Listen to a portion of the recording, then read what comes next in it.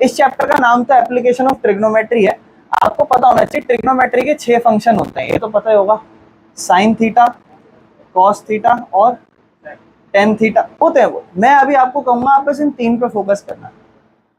वैसे तो बहुत सारे होते हैं, मैं आपको एक तरीका बताता हूँ, ध्यान से सुनना मेरी बात। पंडित बद्री प्रसाद हर हर बोले, सोना चांदी तोले, ये आपको याद रखना है। पंडित बद्री प्रसाद हर हर बोले, सोना चांदी तोले। बड़े ध्यान समझना, इंट्रो है। Sine, cos, tan. साइन का अपोजिट होता है मेरे भाइयों कॉसेक, कॉस का अपोजिट होता है सेक और टेन का अपोजिट होता है कॉट।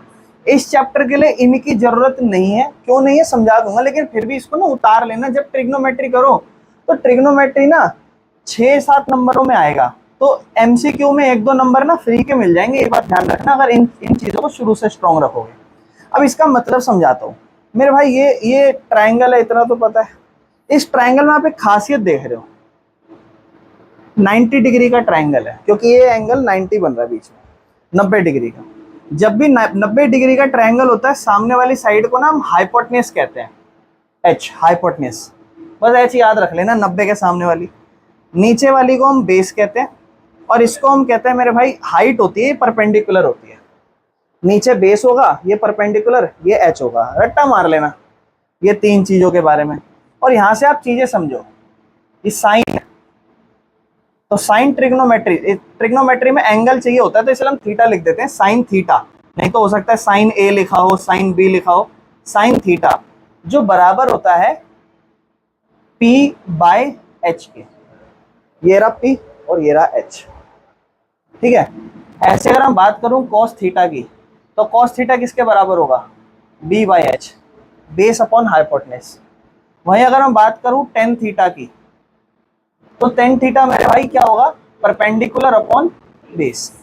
ध्यान रखना ये ज्यादा इंपॉर्टेंट है, ज्यादातर यही फॉलो होगा इस चैप्टर में। तो मैं जो जो चीजें बताते चल रहा हूं ना, उस पर फोकस करना। अब ये देखो है भी क्या, मैं दिखा भी देता हूँ। एक ये रहा और एक ये रहा, ये और ये। इसका बहुत कम यूज होता है जहां एच का यूज आ जाता है, बट ये तीनों यूज हो सकते हैं। अब देखो इन तीनों को ना, इन तीनों के बाद आप इनको लिख सकते हो, इन्हीं का अपोजिट कर दो। कॉसेक लिखना हो तो एच बाय पी, सेक लिखना हो एच बाय बी, कॉट लिखना हो बी बाय पी। अपोजिट कर दो इनके, और कुछ नहीं करना। समझ रहे हो? जैसे मैं कॉसेक लिखूंगा तो क्या हो जाएगा? कॉसेक एच बाय पी, यानी कि हाइपोटेन्यूज ऊपर, परपेंडिकुलर नीचे। और अगर मैं बात करूं सेक की, तो सेक थीटा मेरे भाई एच बाय बी, इसी का उल्टा। और अगर मैं कॉट थीटा लिखूं मेरे भाई, तो कॉट थीटा होगा इसी का उल्टा। अब एक चीज ध्यान से सुनना, मेरी बात समझो। जैसे मान लो मैं आपको कह रहा हूं कि ये साइन थीटा है, साइन थीटा का फॉर्मूला क्या है? आपको कहे भैया P बाय एच। अच्छा, अगर मैं इन दोनों को उल्टा कर दूं, साइन थीटा के नीचे कुछ नहीं है, क्या लगाओगे? 1। साइन थीटा बाय 1 कुछ नहीं है, फ्रैक्शन बना रहा हूं, उसके नीचे 1। इनको उल्टा कर दो दोनों को, तो क्या होगा? 1 और नीचे क्या हो जाएगा? इसमें उल्टा क्या होगा? आप मुझे बताओ मेरे भाई, इसमें कहीं एच बाय पी का फॉर्मूला दिख रहा है? क्या है? कोसेक। यानी कि इस एच बाय पी की जगह मैं क्या लिख सकता हूं? कोसेक थीटा बराबर में किसके? 1 बाय साइन। यानी कि ये एक दूसरे के उल्टे फॉर्मूले हैं, उल्टे। यानी कि अगर आप साइन थीटा निकालो तो आप उसको 1 बाय कोसेक कह सकते हो, कोस थीटा निकालो उसको 1 बाय सेक कह सकते हो, टेन निकालो, टेन को 1 बाय कॉट कह सकते हो। उल्टे हैं। तो ना आपको ना सिर्फ यही याद रखने, ये समझ पा रहे हो? कोई दिक्कत तो नहीं? आप लोगों को समझ में आ रहा है ना? बेसिक सी चीज है ये ना याद करने वाली चीज है। और अभी आप इस चैप्टर के पर्सपेक्टिव से देखोगे, देखो वैसे तो ये सारे याद कर लो तो ज्यादा बेहतर है, लेकिन ना मेरे भाई ये रट्टा मारने वाली चीज है। और रट्टा भी नहीं, बस ये डायलॉग याद रख लो। पर एक बार बताऊं, ये फालतू की चीज है कहने वाली, बच्चों को अट्रैक्ट करने वाली, कि बेटा वो बच्चे खुश है भाई डायलॉग हो गया, पर कुछ नहीं है ये। क्यों? क्योंकि आप जब लगातार भर भर के प्रैक्टिस करोगे ना, तो आपको ये याद हो जाएगा। तो यहाँ रट्टा मारने की जरूरत नहीं है। स्टार्टिंग में याद कर लो, हाँ पंडित बद्री प्रसाद हर हर बोले, सोना चांदी तोले, sine cos tan cosec sec cot बनाने के लिए। पर पेपर में ना आप इसको बनाओगे और ना आप ऐसे करोगे, आप अगर प्रैक्टिस करके जाओगे आपको याद ही हो जाएगा, कोई जरूरत नहीं है। पॉइंट है अभी आप सिर्फ इस चीज पर फोकस करो, ये बना लो, इसके बाद ये फॉर्मूला उतार लो, इस चैप्टर के लिए ये 3 वेरी इंपॉर्टेंट, बहुत ज्यादा इंपॉर्टेंट। एक चीज और मैं आपको थोड़ा समझाना चाहता हूँ, ध्यान से सुनो। वैसे तो इसका काम नहीं है, बट इसको मैं करा रहा हूँ तो साइड बाय साइड एक और बात बता देता हूँ। ये ना राइट ट्रायंगल है, इसे कहते हैं हम राइट एंगल ट्रायंगल, ऐसे कहते हैं इसे, राइट और एंगल्ड और ट्रायंगल। क्यों? क्योंकि एक ऐसा ट्रायंगल है जिसमें एक एंगल 90 डिग्री है, एक एंगल 90 डिग्री, इसलिए राइट एंगल कहा जाता है। अब मेरी बात ध्यान से सुनना, इसमें ना पाइथागोरस थ्योरम लगती है, जो काम आएगी बहुत ज्यादा इसमें। पाइथागोरस इस चैप्टर में नहीं आएगी बिल्कुल भी, लेकिन फिर भी मैं आपको बता रहा हूँ इस चैप्टर में नहीं आएगी, ध्यान रखना। इसमें एक पाइथागोरस थ्योरम होती है जो हम लगाते हैं, पाइथागोरस थ्योरम इस चैप्टर में। इसमें एक फॉर्मूला, मतलब इसका इन तीनों का ना आपस में एक फॉर्मूला होता है। और पेपर में ऐसे क्वेश्चन आते हैं जहां आपको 2 चीजें दी जाएंगी, तीसरी आपको बनानी पड़ती है। तो ये पाइथागोरस थ्योरम का फॉर्मूला होता है कि जो भी आपका h आया है उसका स्क्वायर कर दो, h इसका स्क्वायर। स्क्वायर समझते हो ना, जैसे मान लो 2 है, 2 का स्क्वायर मतलब 2 गुना 2, 4 का स्क्वायर मतलब 4 गुना 4, है ना, ये ऐसे। h का स्क्वायर मतलब h गुना h, बराबर में क्या, नीचे बराबर में बेस का स्क्वायर और इसमें जोड़ दो परपेंडिकुलर का स्क्वायर। ये आपका पाइथागोरस होता है। एक ये चीज ध्यान रखना, बस एक ये चीज और उतार लो, बस, और कुछ नहीं है इसमें। अब मैं आपको एक चीज समझा रहा हूँ, बड़े ध्यान से सुनना मेरी बात। जैसे मैंने भी आपको लिखा साइन, तो साइन ना कभी अकेला नहीं लिखा था, इसके साथ कोई थीटा ऐसे लिखा हुआ आता है ना। जैसे कॉस है तो कॉस के साथ ऐसे ऐसे बना हुआ होता है, बीच में से थीटा।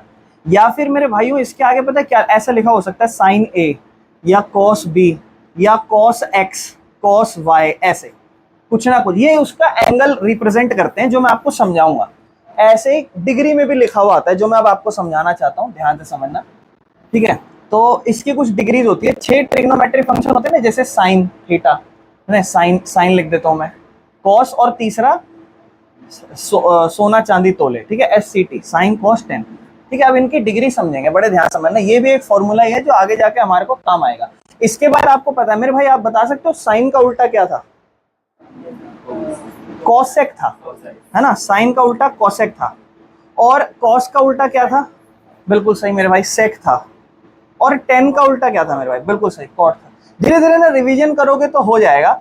और यहाँ जो मैं अब आपको डिग्रियां सिखा रहा हूँ, डिग्रियां, उसमें सिर्फ आपको एक डिग्री याद रखनी है, उसके अलावा आप सारी खुद से बना लोगे, ठीक है ना। और ये फिर मैं वो कह रहा हूँ कि रट्टा मारने को देखो मारते रहो, लेकिन प्रैक्टिस करोगे याद हो जाएगी।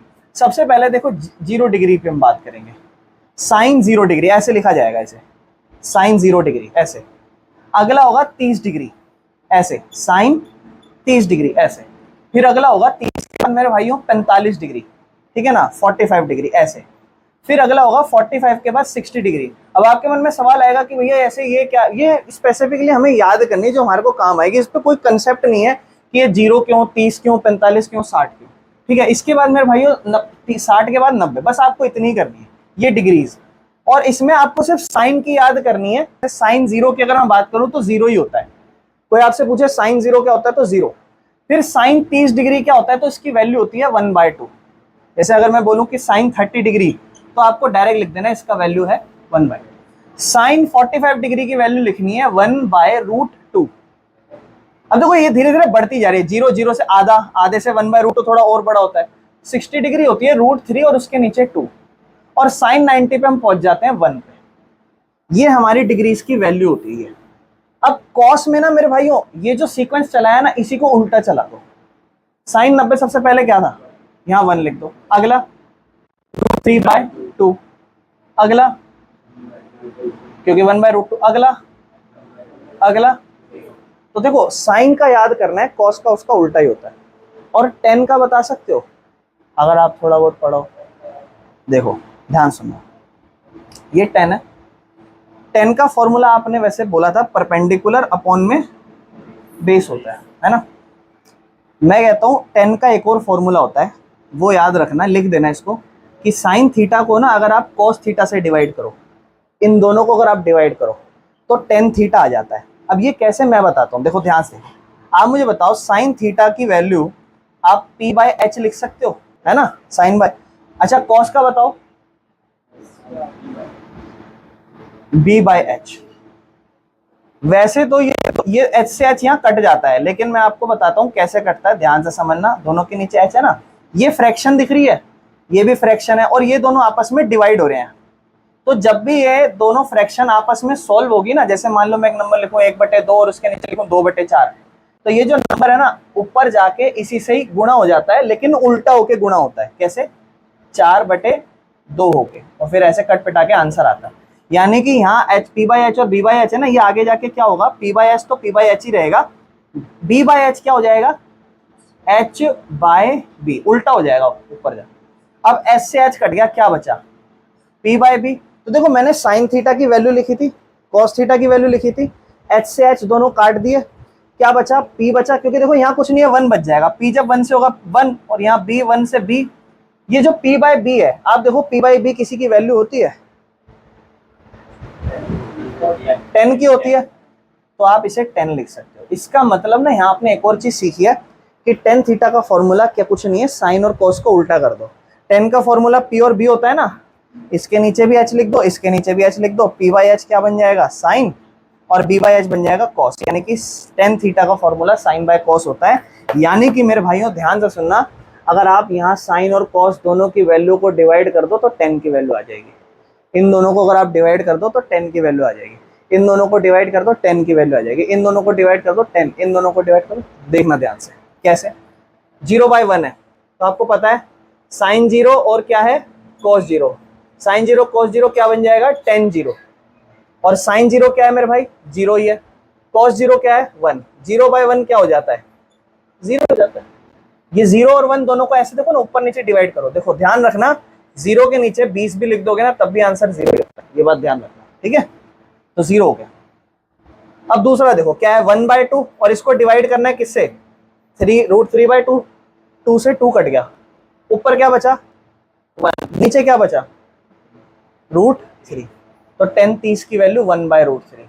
अगला देखो ध्यान से, साइन 45 की वैल्यू 1/√2, कॉस 45 की 1/√2, पूरा ही कट गया, क्या बच गया 1। अगला देखो ध्यान से देखो, साइन 60√3/2 और नीचे क्या 1/2। मेरे भाई बताओ क्या किससे क्या कट जाएगा, 2 से 2 कट जाएगा, क्या बचा ऊपर √3 और नीचे क्या बचा 1 की कोई वैल्यू नहीं होती, छोड़ो सिर्फ √3 लिख दो, क्लियर है। अगला देखो साइन 91 और 0, मेरे भाई इसका क्या आंसर होगा,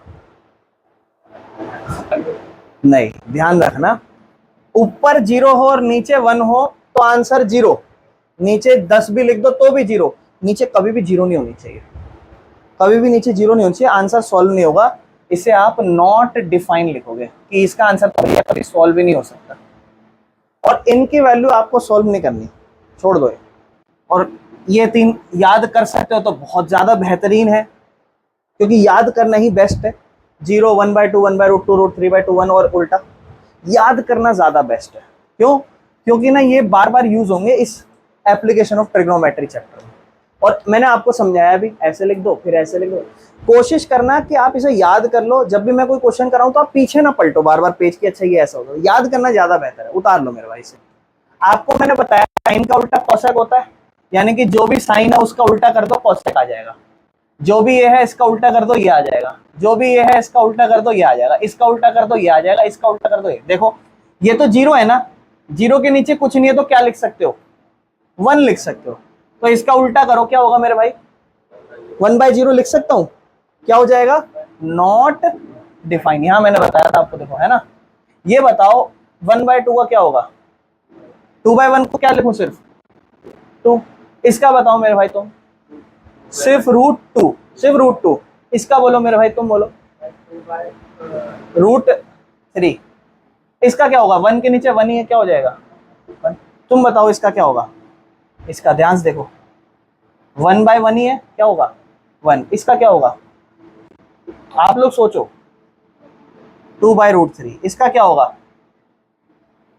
√2, मेरे भाई इसका क्या होगा 2/1 का 1 ही होगा, 2 हो जाएगा सिर्फ। ये 0/1 है क्योंकि 0 के नीचे कुछ नहीं है, 1 होगा, ये क्या होगा मेरे भाई नॉट डिफाइन होगा। अच्छा आप एक और चीज आपने देखी ध्यान से, जो ये ऐसे गया ना तो ये वापस उल्टा ऐसे आएगा, इसमें भी यही है उल्टा सीधा, और फिर इन दोनों को डिवाइड करोगे ना, या फिर ये जो चला है ना इसका उल्टा कर दो यहाँ, वो चलेगा, क्योंकि कोट और 10 का भी तो रिश्ता होता है आपस में, उल्टा उल्टे का। 0/1 है क्या हो जाएगा नॉट डिफाइंड, देखो उसका लास्ट में नॉट डिफाइंड था। ये 1/√3 है, क्या हो जाएगा √3 हो जाएगा, देखो वहां √3 था। ये 1 है, 1 के नीचे 1 1 ही हो जाएगा। ये क्या बनेगा मेरे भाई, 1 है तो क्या हो जाएगा 1/√3। और नॉट डिफाइंड को कैसे लिखते हैं 1/0, तो 1/0 को उल्टा करोगे क्या हो जाएगा।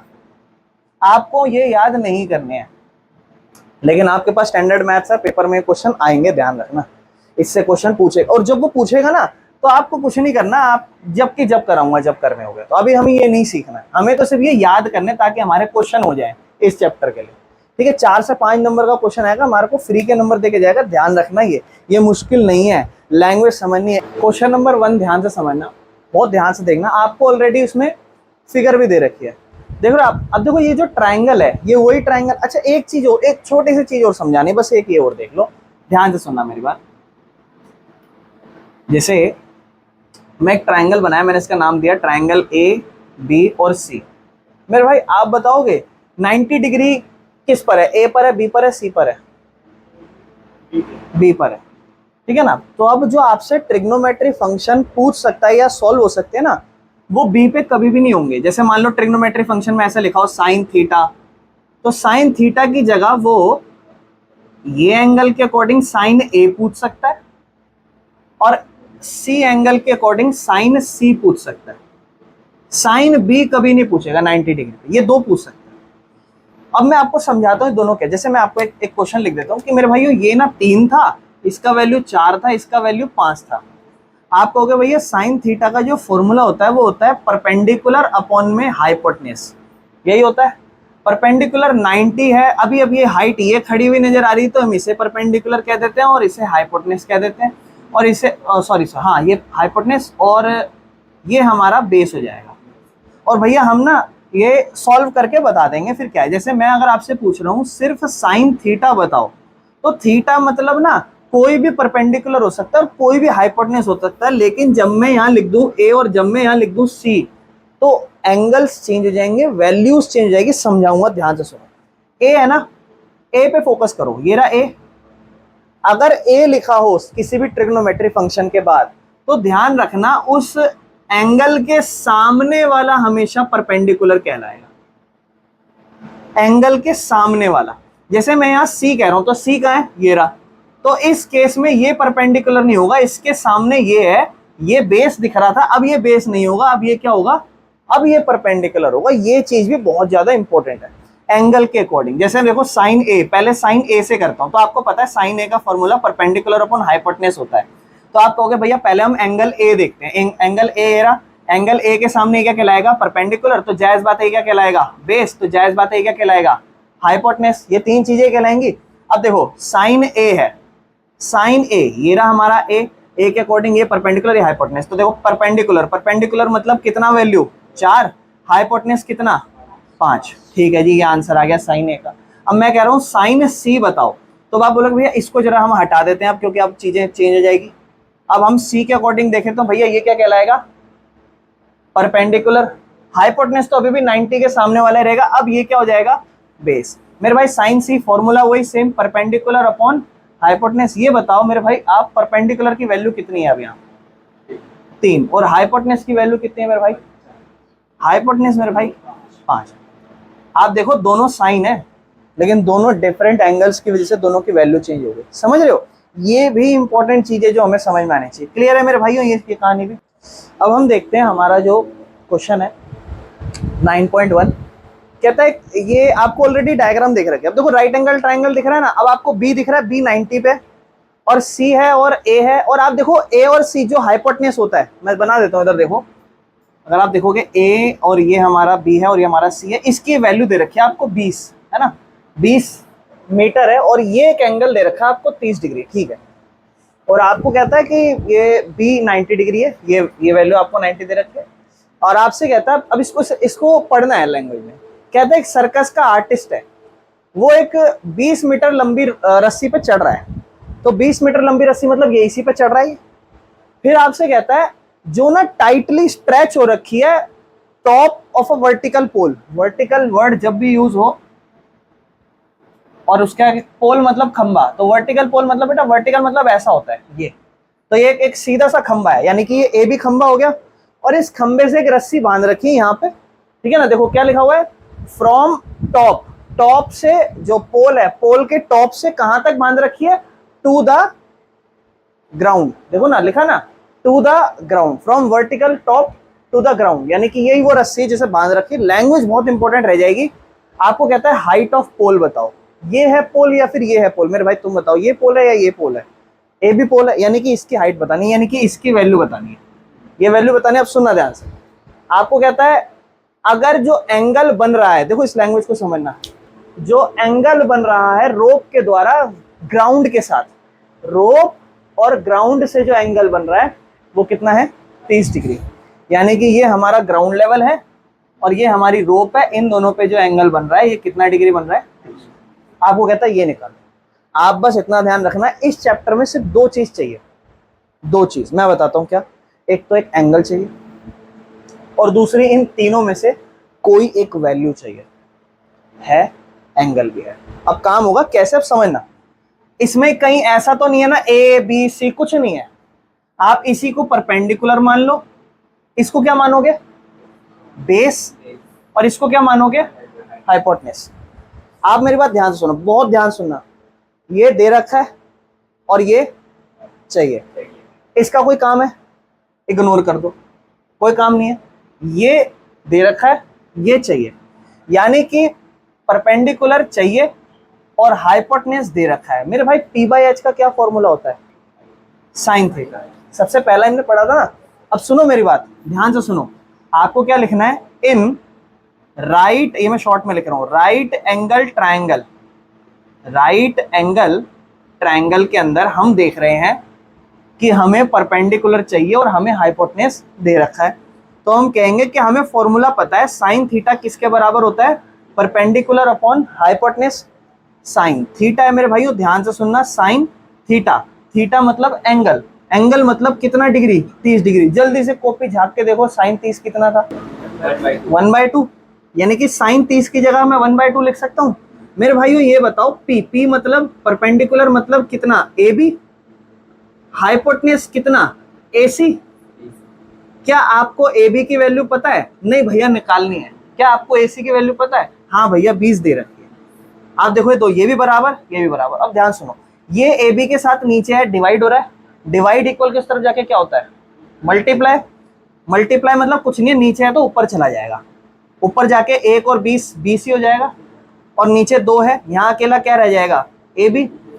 2 के पहाड़े में 1 नंबर पे 10 नंबर पे ए बी की वैल्यू कितनी आ जाएगी, और यही निकालना था आपको।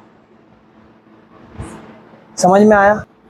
अब ये वाला जो क्वेश्चन है ना, ये बहुत बार पेपरों में आ भी रखा है, तो ध्यान रखना, ये एक अच्छा क्वेश्चन है, ये अच्छे लेवल का क्वेश्चन है। एक पेड़ था, तो देखो कभी भी आप ये चैप्टर करो ना, पहले आप लैंड सरफेस बना लेना, ठीक है, ये जमीन बना ली, अब पेड़ बनाना है, ये रहा पेड़, ठीक है ना। तो अब आपको क्या कह रहा है कि स्टॉर्म आया और पेड़ जो है ना वो ब्रेक हो गया, तो ब्रेक हो गया मतलब मान लो यहाँ से थोड़ा टूट गया ऐसे, इस तरीके, ठीक है, ब्रेक हो गया और स्टॉर्म की वजह से वो ब्रेक हुआ। अब देखो ध्यान समझना, एंड द ब्रोकन पार्ट, जो उसका टूटा हुआ हिस्सा है वो बेंड हो गया, मतलब जैसे मान लो ये पेड़ है, ये वाला जो, ये मान लो इतना हिस्सा टूट गया, तो ये बेंड हो गया, टूट के अलग नहीं हुआ, इससे बेंड हो गया ये। तो बेंड होके वो जो टूटा हुआ पार्ट है वो इस तरीके से कि टॉप ऑफ द ट्री, ये ट्री का टॉप है, ये ग्राउंड को टच करता है और एंगल बनाता है 30 डिग्री ग्राउंड के साथ। तो ये हमारा यहां से मान लो ये हमारा पेड़ था इस तरीके से, और ये आज यहां से मान लो टूट गया, ब्रेकडाउन होके बेंड हुआ, बेंड हुआ और ग्राउंड, इसका जो टॉप है वो ग्राउंड को टच करा, मान लो ऐसे टच करा, और उसका जो टॉप है और जो ग्राउंड है उसने उसके साथ मिलके कितना डिग्री एंगल बनाया, 30 डिग्री। फिर आपसे क्या कह रहा है कि जो डिस्टेंस है किसका, फुट ऑफ ट्री, ट्री का फुट कहाँ होगा, ट्री का फुट, ये फुट ऑफ ट्री, और उसके साथ जो दूरी है किसकी, of the tree where the top touches the ground is 8 metre. तो देखो दो डिस्टेंस, दो के बीच में दूरी बताई है, एक तो एक जहां पे उसका फुट था और एक जहां वो टूट के गिरा, इन दोनों के बीच का दूरी 8 मीटर उसने रखी, ठीक है ना। देखो ध्यान से पढ़ो ये चीज, द डिस्टेंस, दूरी किसके बीच में, ट्री के फुट के बीच में, and to the point where top ground touch is the ground, जहां पर टॉप ने ग्राउंड को टच करा, ये दोनों के बीच में 8 मीटर की दूरी है ये। उसने पता है आपसे क्या बोला है, कहता है हाइट ऑफ ट्री बताओ, पेड़ की हाइट। अब ये बताओ पेड़ की हाइट ये वाली कहूं या ये वाली कहूं, तो पेड़ की हाइट पूरी होगी, ये पेड़ नहीं है अब तो, ये तो आधा टूट गए हैं, यानी कि मुझे ये दोनों वैल्यू चाहिए ये पूरी। अच्छा इसको मैं नाम दे देता हूँ ए बी, पहले ट्राइंगल को देता हूँ सी और इस वाले पार्ट को देता हूँ डी। ट्री की जो हाइट है मैं यहाँ लिख देता हूँ कि जो हाइट है किसकी, ऑफ ट्री, ट्री की जो हाइट है वो कितनी है, ए से लेकर डी तक, जो कि A B plus B D है, A B plus B D है, A B plus B D, ये पूरी है हाइट, ठीक है ना। और अगर हम ध्यान से देखें ये पूरी हमारी हाइट है, इतनी पार्ट और इतनी पार्ट, और ये वाला हिस्सा ना यही है। अगर आप ध्यान से देखो, एक चीज और लिख देते हैं कि जो बी डी है वो बराबर है इस बी सी के। बता सकते हो क्यों, आप बताओगे मेरे भाई क्यों? वो टूट के जितना यहाँ है उतना ही तो गिरा है, वो दिखने में तो खैर ये बड़ा लग रहा है पर वैसे जितना गिरा है उतना ही तो ये है, यानी कि ये दोनों बराबर हैं, ये बी डी और ये बी सी, ये दोनों बराबर ही तो है, क्योंकि जितना गिरा है वो हाइट पे इस पे तो गिरा है, यानी कि बी डी बी सी के बराबर है, ये वाला बी डी इस बी सी के बराबर है ना। और हमें एक्चुअल में चाहिए ए डी, ये वाला ये चाहिए। हम तो भैया सिर्फ ये निकाल सकते हैं, हमारे पास ये है ही, और हम ये निकाल सकते हैं। अच्छा अगर मैं ये निकाल दूं तो ये वही तो है, तो ये भी निकाल दूंगा और ये भी निकाल दूंगा और इन दोनों को यहाँ पे जोड़ दूंगा पूरा और कह दूंगा कि पूरा ट्री का हाइट आ गया। यानी कि मुझे सबसे पहले तो ये चाहिए कि ये वाला हिस्सा, और मुझे एक ये वाला हिस्सा चाहिए, ए बी भी चाहिए और बी सी, यानी कि दो बार काम करेंगे, एक बार एंगल है एक बार ये है ही। अच्छा अब यहाँ कोई वैल्यूज तो कुछ है नहीं, इतने हिस्से को आप परपेंडिकुलर कह दो 90 के हिसाब से, इतने को क्या कहोगे, बेस, और इसे क्या कहोगे, हाइपोटेन्यूज। और आप इस ट्रायंगल में वर्क करो, इस ट्रायंगल में, ये कौन सा ट्रायंगल है, इन ट्रायंगल ए बी और सी। सबसे पहले हम इस पे वर्क करते हैं, ये वाले पे। मेरे भाई ये परपेंडिकुलर है और ये है बेस। देखो एक बार परपेंडिकुलर और बेस से कौन सा ट्रिग्नोमेट्री फंक्शन बनता है, tan थीटा। तो हम यहाँ लिखेंगे ट्रायंगल एबीसी में हम पहले ये कह देते हैं कि जो tan थीटा होता है ना वो परपेंडिकुलर अपॉन बेस के बराबर होता है। ये हमारा परपेंडिकुलर है, ये हमारा बेस है, लिख देता हूँ। थीटा की जगह क्या लिख दूंगा, 30 डिग्री। परपेंडिकुलर की जगह क्या लिख दूंगा, ए बी, और बेस की जगह क्या लिख दूंगा, ये जो हमारा बेस है ये ए सी। tan 30 डिग्री की वैल्यू देख लो मेरे भाई एक बार कितनी होती है, 1/√3 होगी।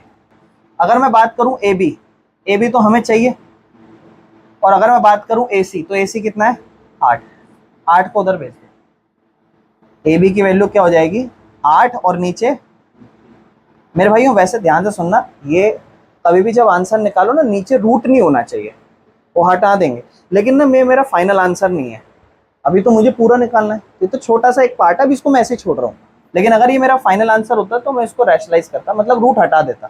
कैसे हटाता वो समझाऊंगा। अब दूसरा फिर दोबारा इस ट्रायंगल में आ जाओ, इन ट्रायंगल एबीसी। अब आप ये वाला हिस्सा निकाल चुके हो जिसको आप कहोगे भैया 8/√3 है।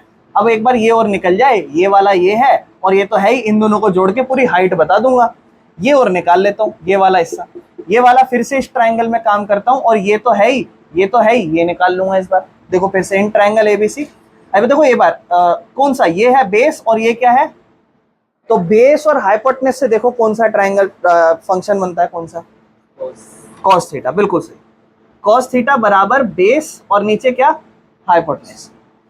वैसे एच और बी करके भी बनता है, लेकिन आप हमेशा बी और एच करके बनाना, क्योंकि मैंने आपको वही 3 याद करने के लिए बोले।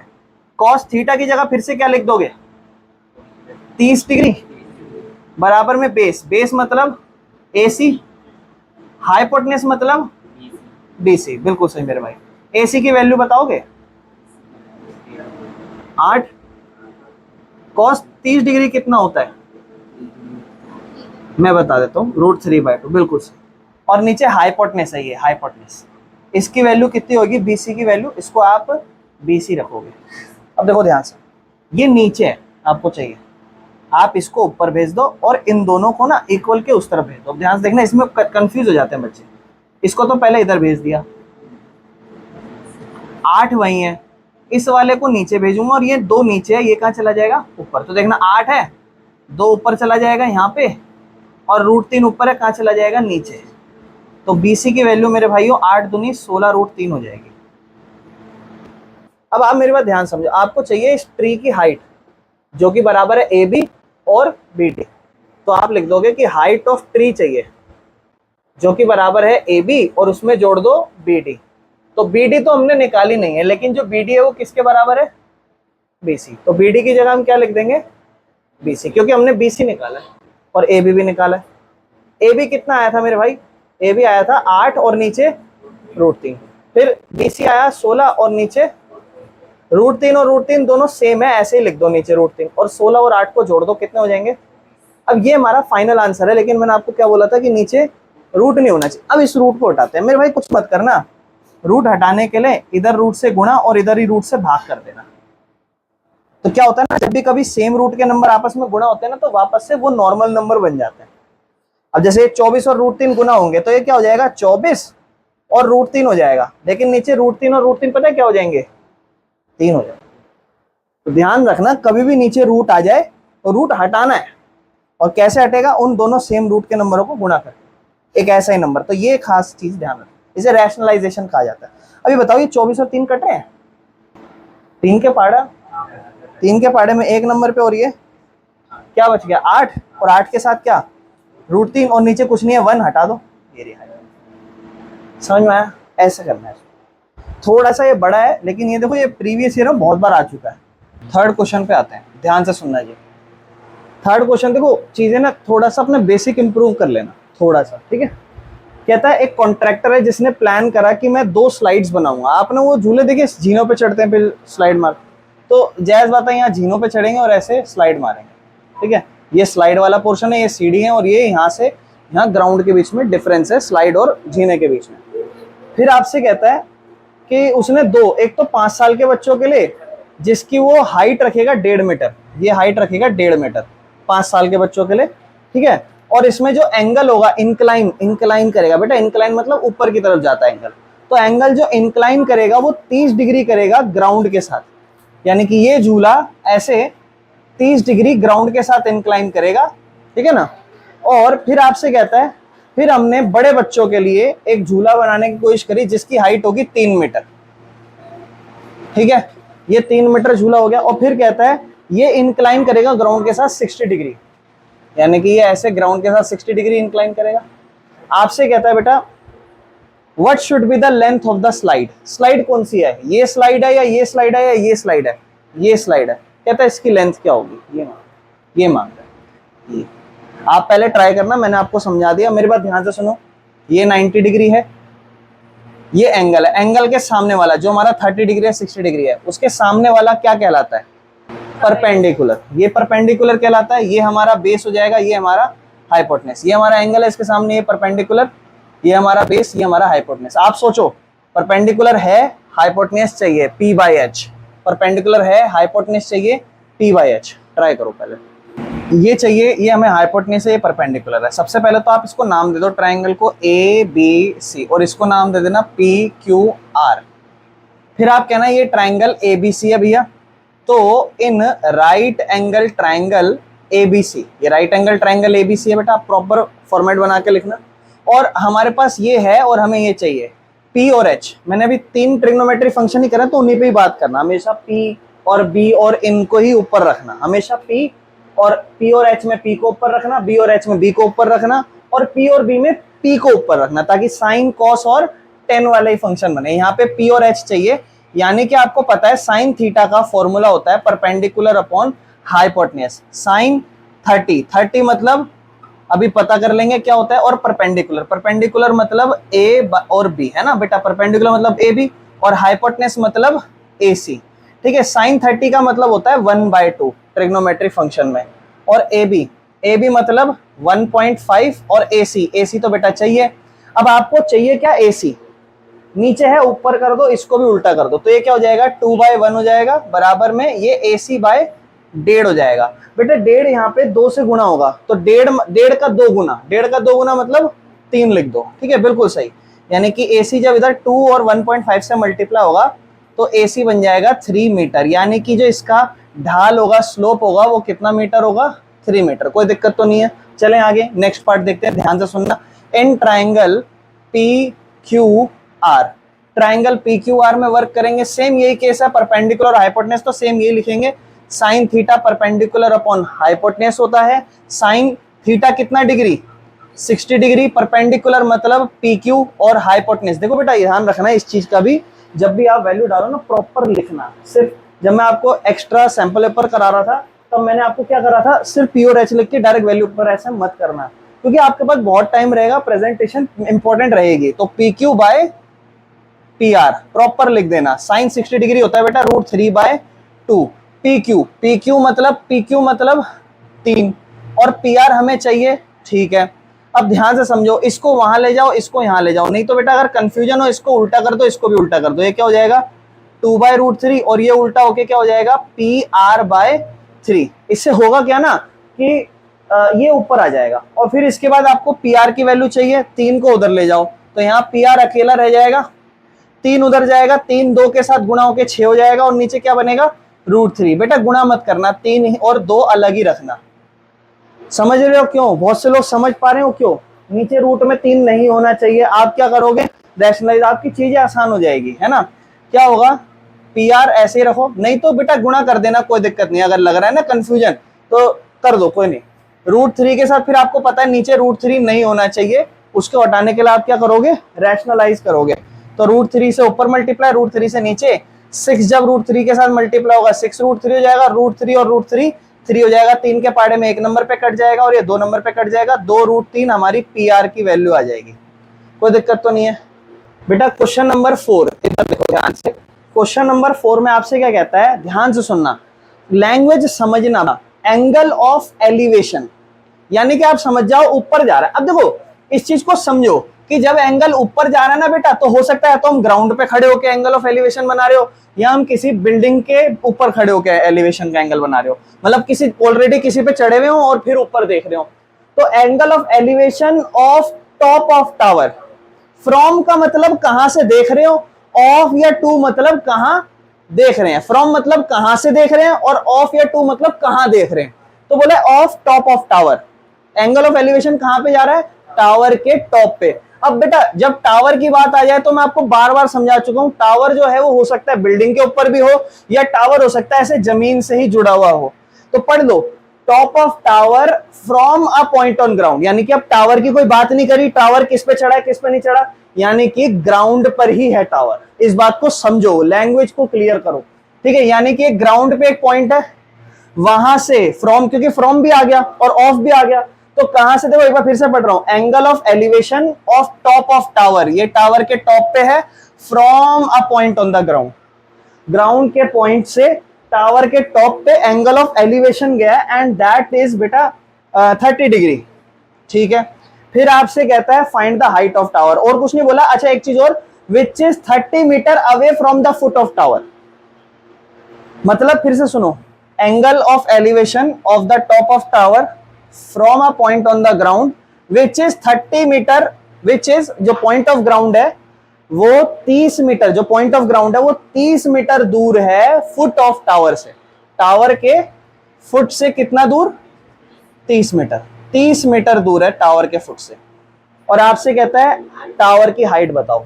बहुत बेसिक सा क्वेश्चन है, बस इसकी लैंग्वेज बहुत अच्छी है, तो लैंग्वेज समझनी है। नाम दे दोगे आप इसे A, इसे दे दोगे B, इसे दे दोगे C। आप लिख लेना इन राइट एंगल ट्राइंगल ABC। आप मुझे पार्टिसिपेट करते हुए ये बता देना कि किस किस को हम सॉल्व करेंगे। आप मुझे बताओगे कौन सा ट्रिग्नोमेट्री फंक्शन हम यूज कर सकते हैं इसमें।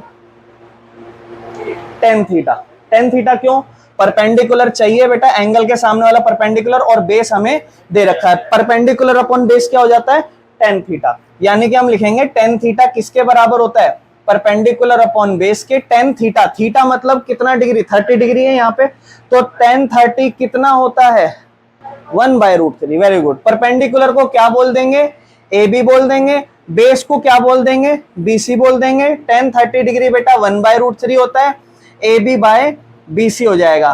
बेटा हमें किसी की वैल्यू पता है, बीसी की वैल्यू पता है, बीसी की वैल्यू 30 लिख देते हैं। और बेटा ये ऑलरेडी नीचे ऊपर है ए बी, बस इसको वहां भेज दो।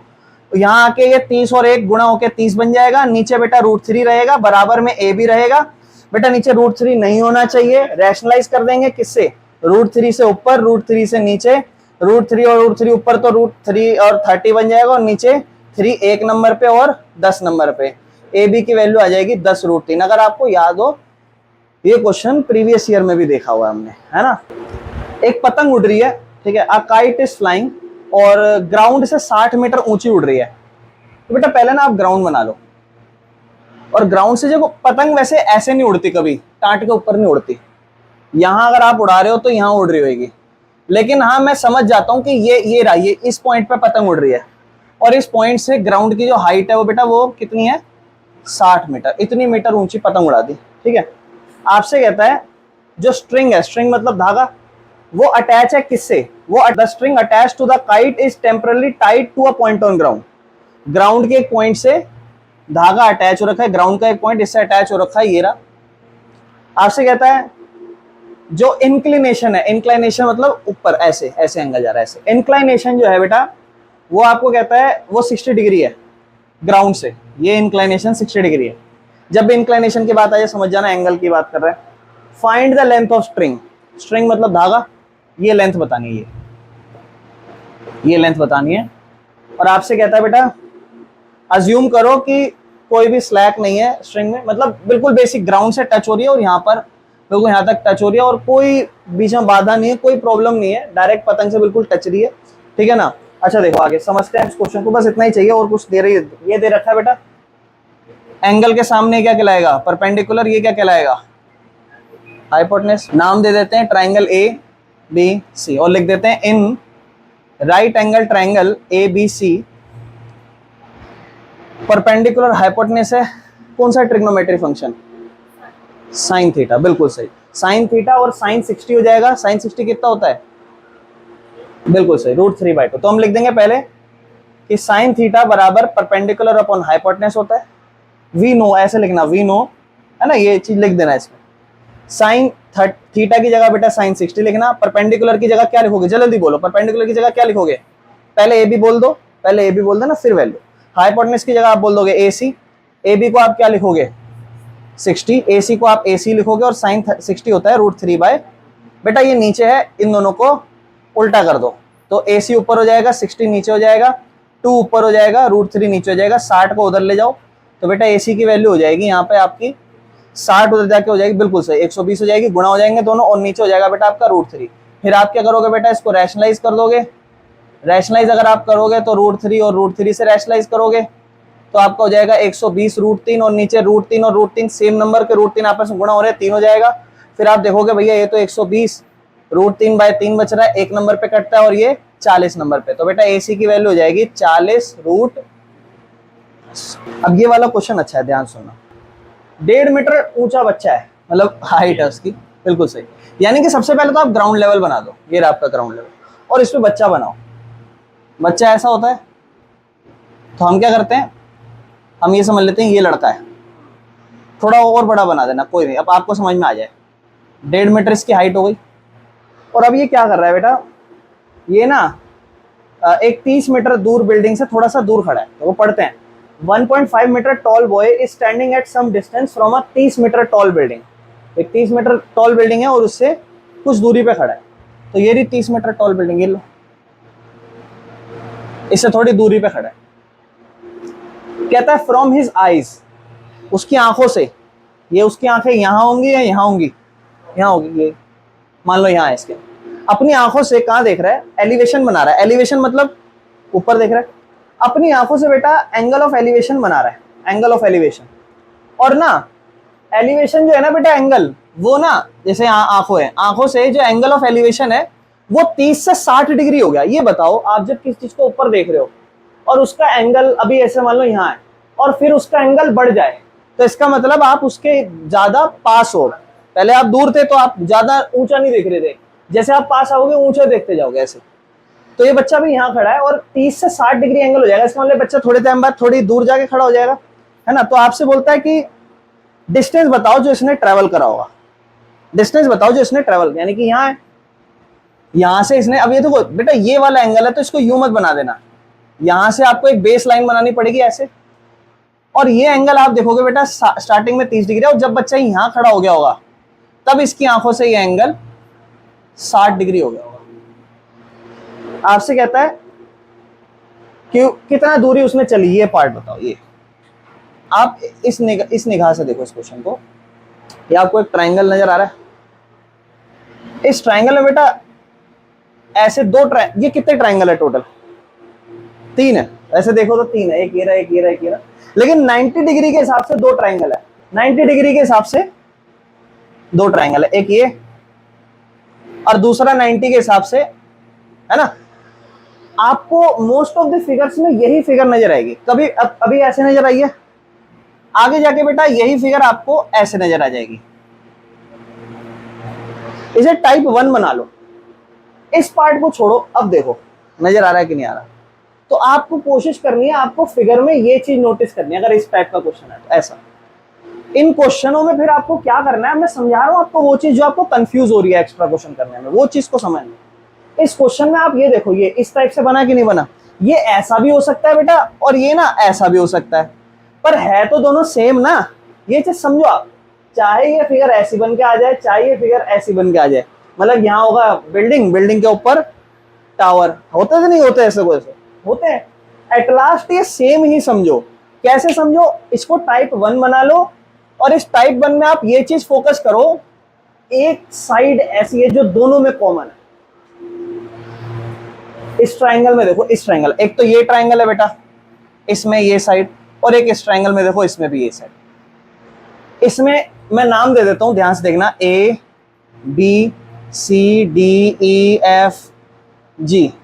मेरे भाई कौन सी ऐसी साइड है जो कॉमन है, नाम बताओ।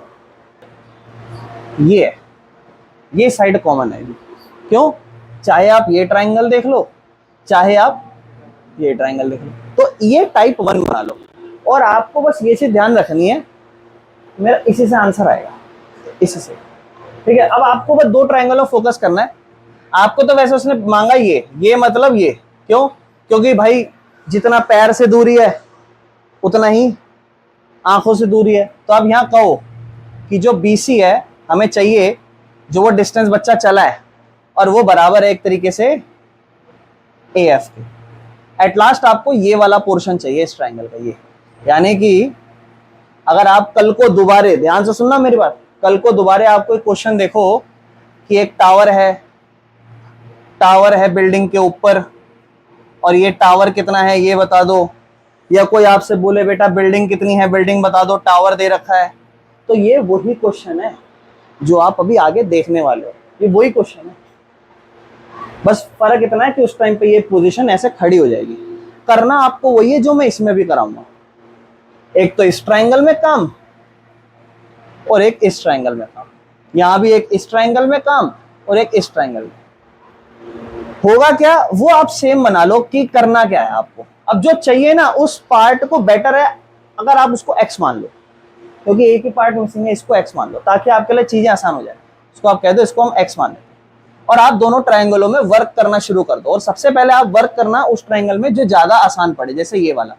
क्यों, इस वाले के लिए अगर आप ध्यान से देखोगे तो ये साइड तो आपके पास होगी और ये साइड आपके पास चाहिए, निकाल लोगे, आसान हो जाएगा। सबसे पहले हम इस ट्राइंगल में काम करते हैं GFE, तो लिखते हैं in right angle triangle GFE, मजा आएगा।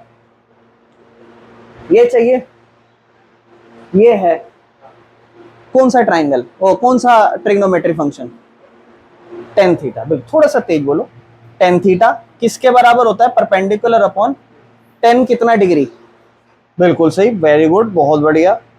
परपेंडिकुलर कितना, GE, बेस कितना, FC या FE, सॉरी FE, tan 60 हमने माना है √3, GE की वैल्यू कितनी डालो, आप बताओ।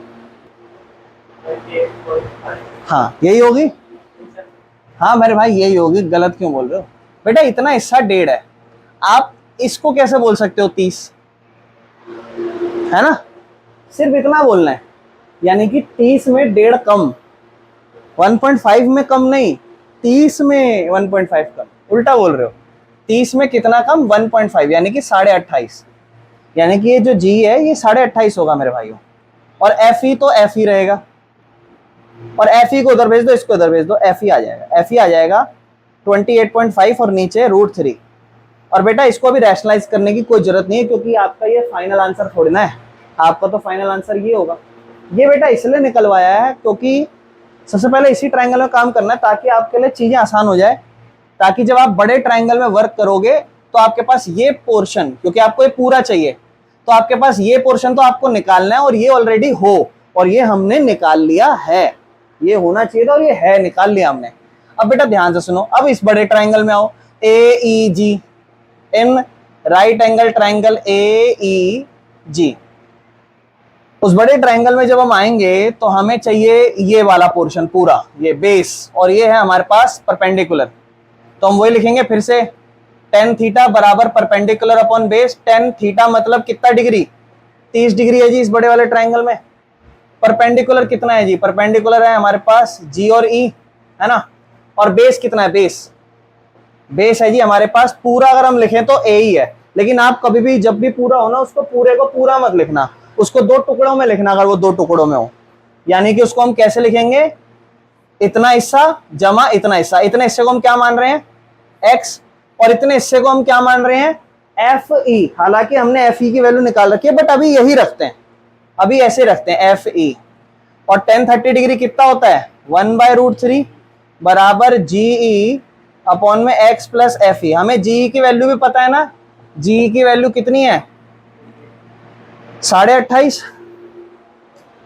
इसको इधर भेज देंगे और इसको इधर भेज देंगे, तो क्या होगा, दोनों को क्रॉस कर देंगे, इसको इधर इसको इधर, तो बेटा x प्लस एफ ई उधर चला जाएगा, तो क्या हो जाएगा, x प्लस एफ ई बराबर ये √3 और 28.5 के पास जाके 28.5 √3 हो जाएगा बेटा। फिर एफ ई की वैल्यू डाल देंगे, फिर एफ ई की वैल्यू डाल देंगे, क्या हो जाएगा, x प्लस एफ ई की जगह हो जाएगा 28.5 और नीचे √3 जमा में 28.5 √3। बात ऐसी है कि इसको इक्वल को उस तरह भेज देंगे। अब ध्यान से देखना अब कैसे करेंगे, x जमा 28.5 नीचे √3 बराबर में 28.5 √3, इस पूरे को उधर भेज देंगे, तो क्या हो जाएगा, x बराबर में 28.5 √3 उधर जाके हो जाएगा -28.5 नीचे में √3, इसके नीचे कुछ नहीं है, 1 और √3 का एलसीएम ले लेंगे, क्या हो जाएगा बेटा, कुछ नहीं करना, गुणा कर दो दोनों को आपस में, एक और √3 होता है, ठीक है, और इस वाले को इससे गुणा, इस वाले को इससे गुणा।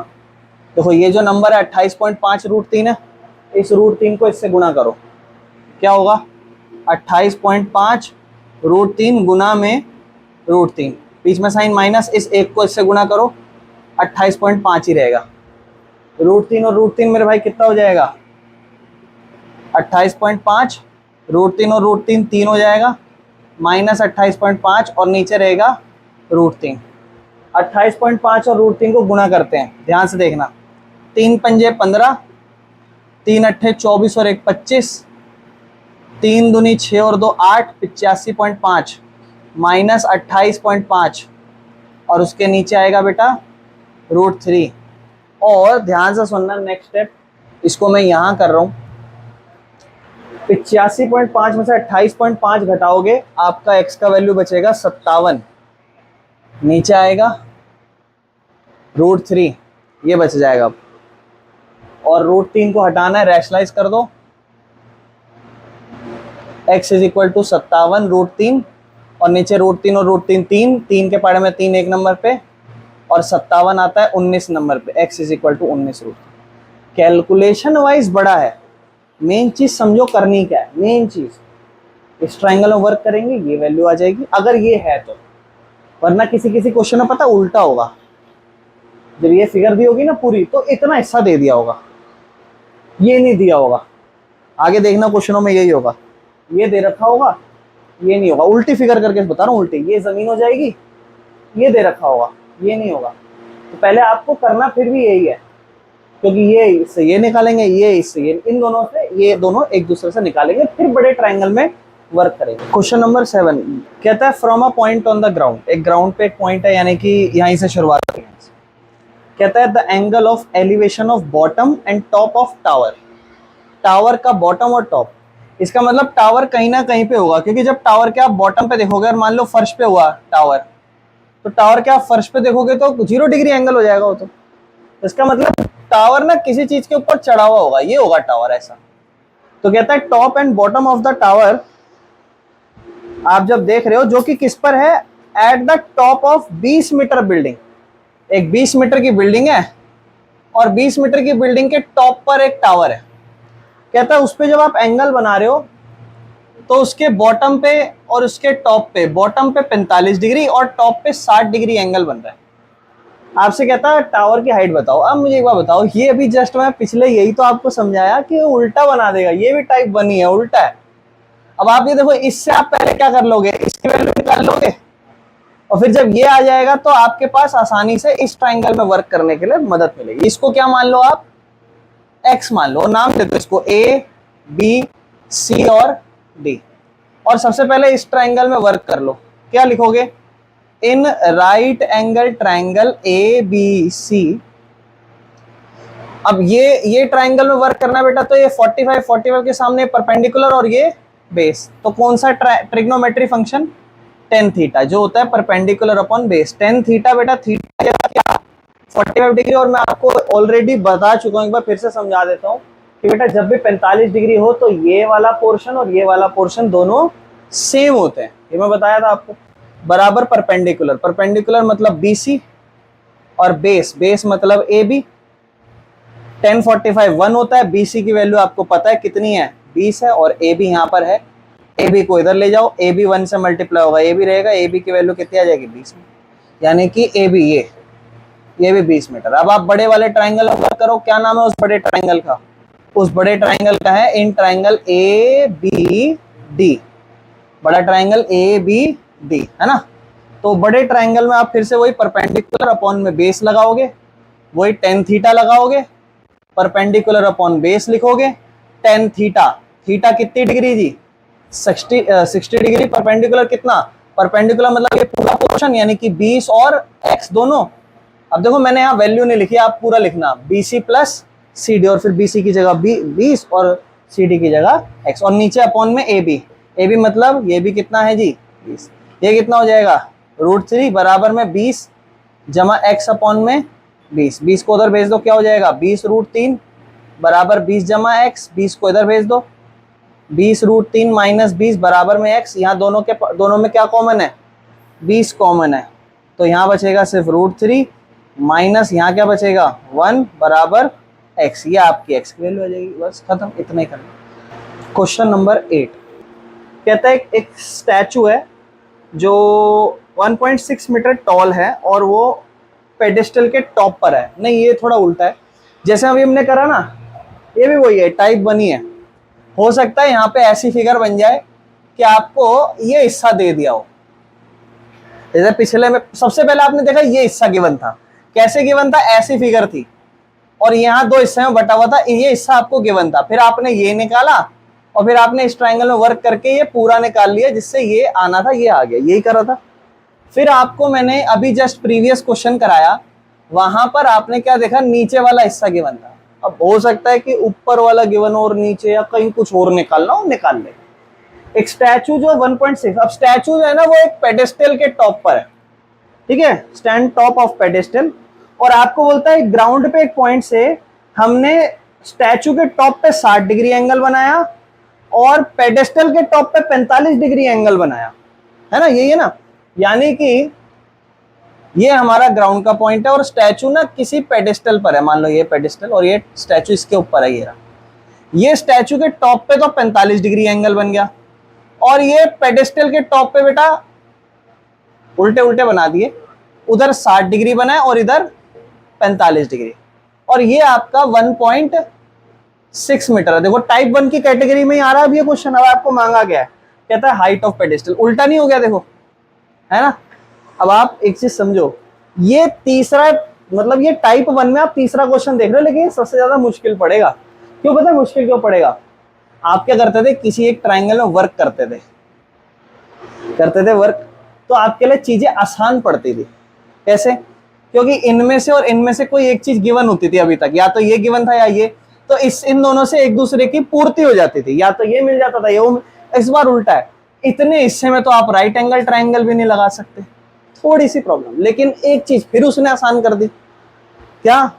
उसने ना 45 डिग्री दे दिया इसको, और 45 डिग्री से क्या हुआ कि जो ये होगा वही, ये आसानी दे दी उसने। आगे जाके हो सकता है ऐसा क्वेश्चन आए, सेम यही क्वेश्चन आए, लेकिन यहां 45 ना दे, यानी कि एडवांस कर दे और क्वेश्चन। और यही तो कर रहा है। आप इसको यूं मत सोचो कि क्वेश्चन बढ़ते हैं, नहीं, लेवल बढ़ते जा रहे हैं। एज अ लेवल देखो, हर क्वेश्चन नया लेवल ला रहा है कि नहीं?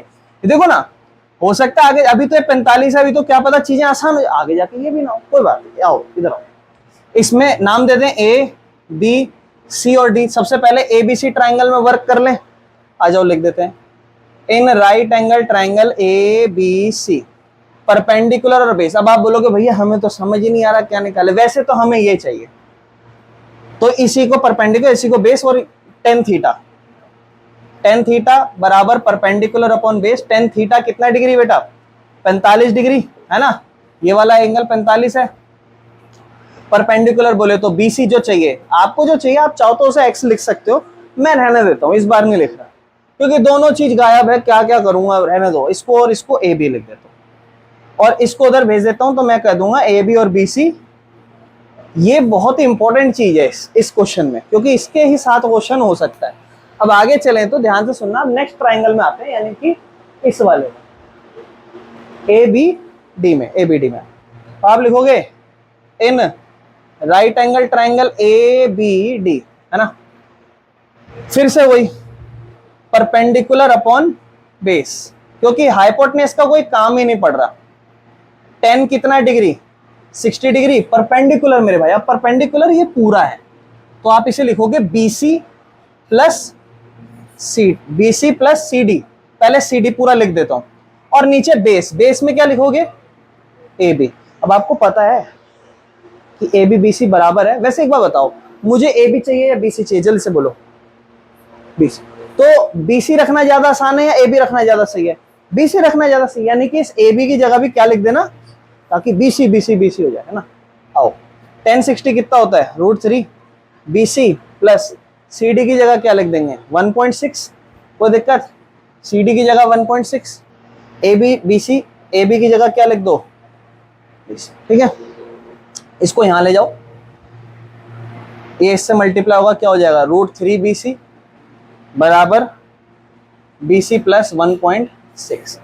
BC को यहां लाओ, आप लिखोगे √3 BC माइनस BC बराबर 1.6। क्या कॉमन है? BC कॉमन है, क्या हो जाएगा? √3 माइनस, इसकी जगह क्या होगा बेटा? 1 हो जाएगा। इसमें कोई दिक्कत है ना? कैसे कॉमन लेते हैं? यहाँ √3 था, यहाँ कुछ नहीं था, 1 था, BC कॉमन लिया तो √3 बच गया और यहाँ 1 बच गया, बराबर 1.6। BC की वैल्यू चाहिए 1.6, और √3 माइनस 1 को नीचे ले जाओ बेटा। पॉइंट ऐसा है कि √3 को थोड़ा सॉल्व करना पड़ेगा, ये रैशनलाइज करना पड़ेगा, नीचे रूट नहीं होना चाहिए बेटा। आ जाओ कर लेते हैं, कोई दिक्कत नहीं। 1.6 √3 माइनस 1 है, तो रैशनलाइज क्या हो जाएगा? √3 प्लस 1 से, और √3 प्लस, ध्यान रखना जब एक नंबर होता है तो सिर्फ एक से ही मल्टीप्लाई करते हैं, लेकिन ये दोनों नंबर है, तो √3 माइनस 1 है, रैशनलाइज के लिए √3 प्लस 1 होगा, इधर भी और इधर भी। और बेटा ये आप इसके लिए ना अभी समझो मत, बस शॉर्ट ट्रिक याद रखो, यही नंबर है, इसके साथ रैशनलाइज करना, बस डिफरेंट साइन, माइनस का साइन था, प्लस लगा दिया। और फिर बेटा इसके बाद क्या करो? √3 का स्क्वायर करो। √3 का स्क्वायर 3 हो जाता है, समझाता हूं। √3 का स्क्वायर करोगे, स्क्वायर से रूट कट जाएगा, 3 बन जाएगा। और 1 का स्क्वायर, 1 का स्क्वायर मतलब 1 गुना 1 1 ही होगा, और ऊपर 1.6 मल्टीप्लाई होगा √3 प्लस 1 से।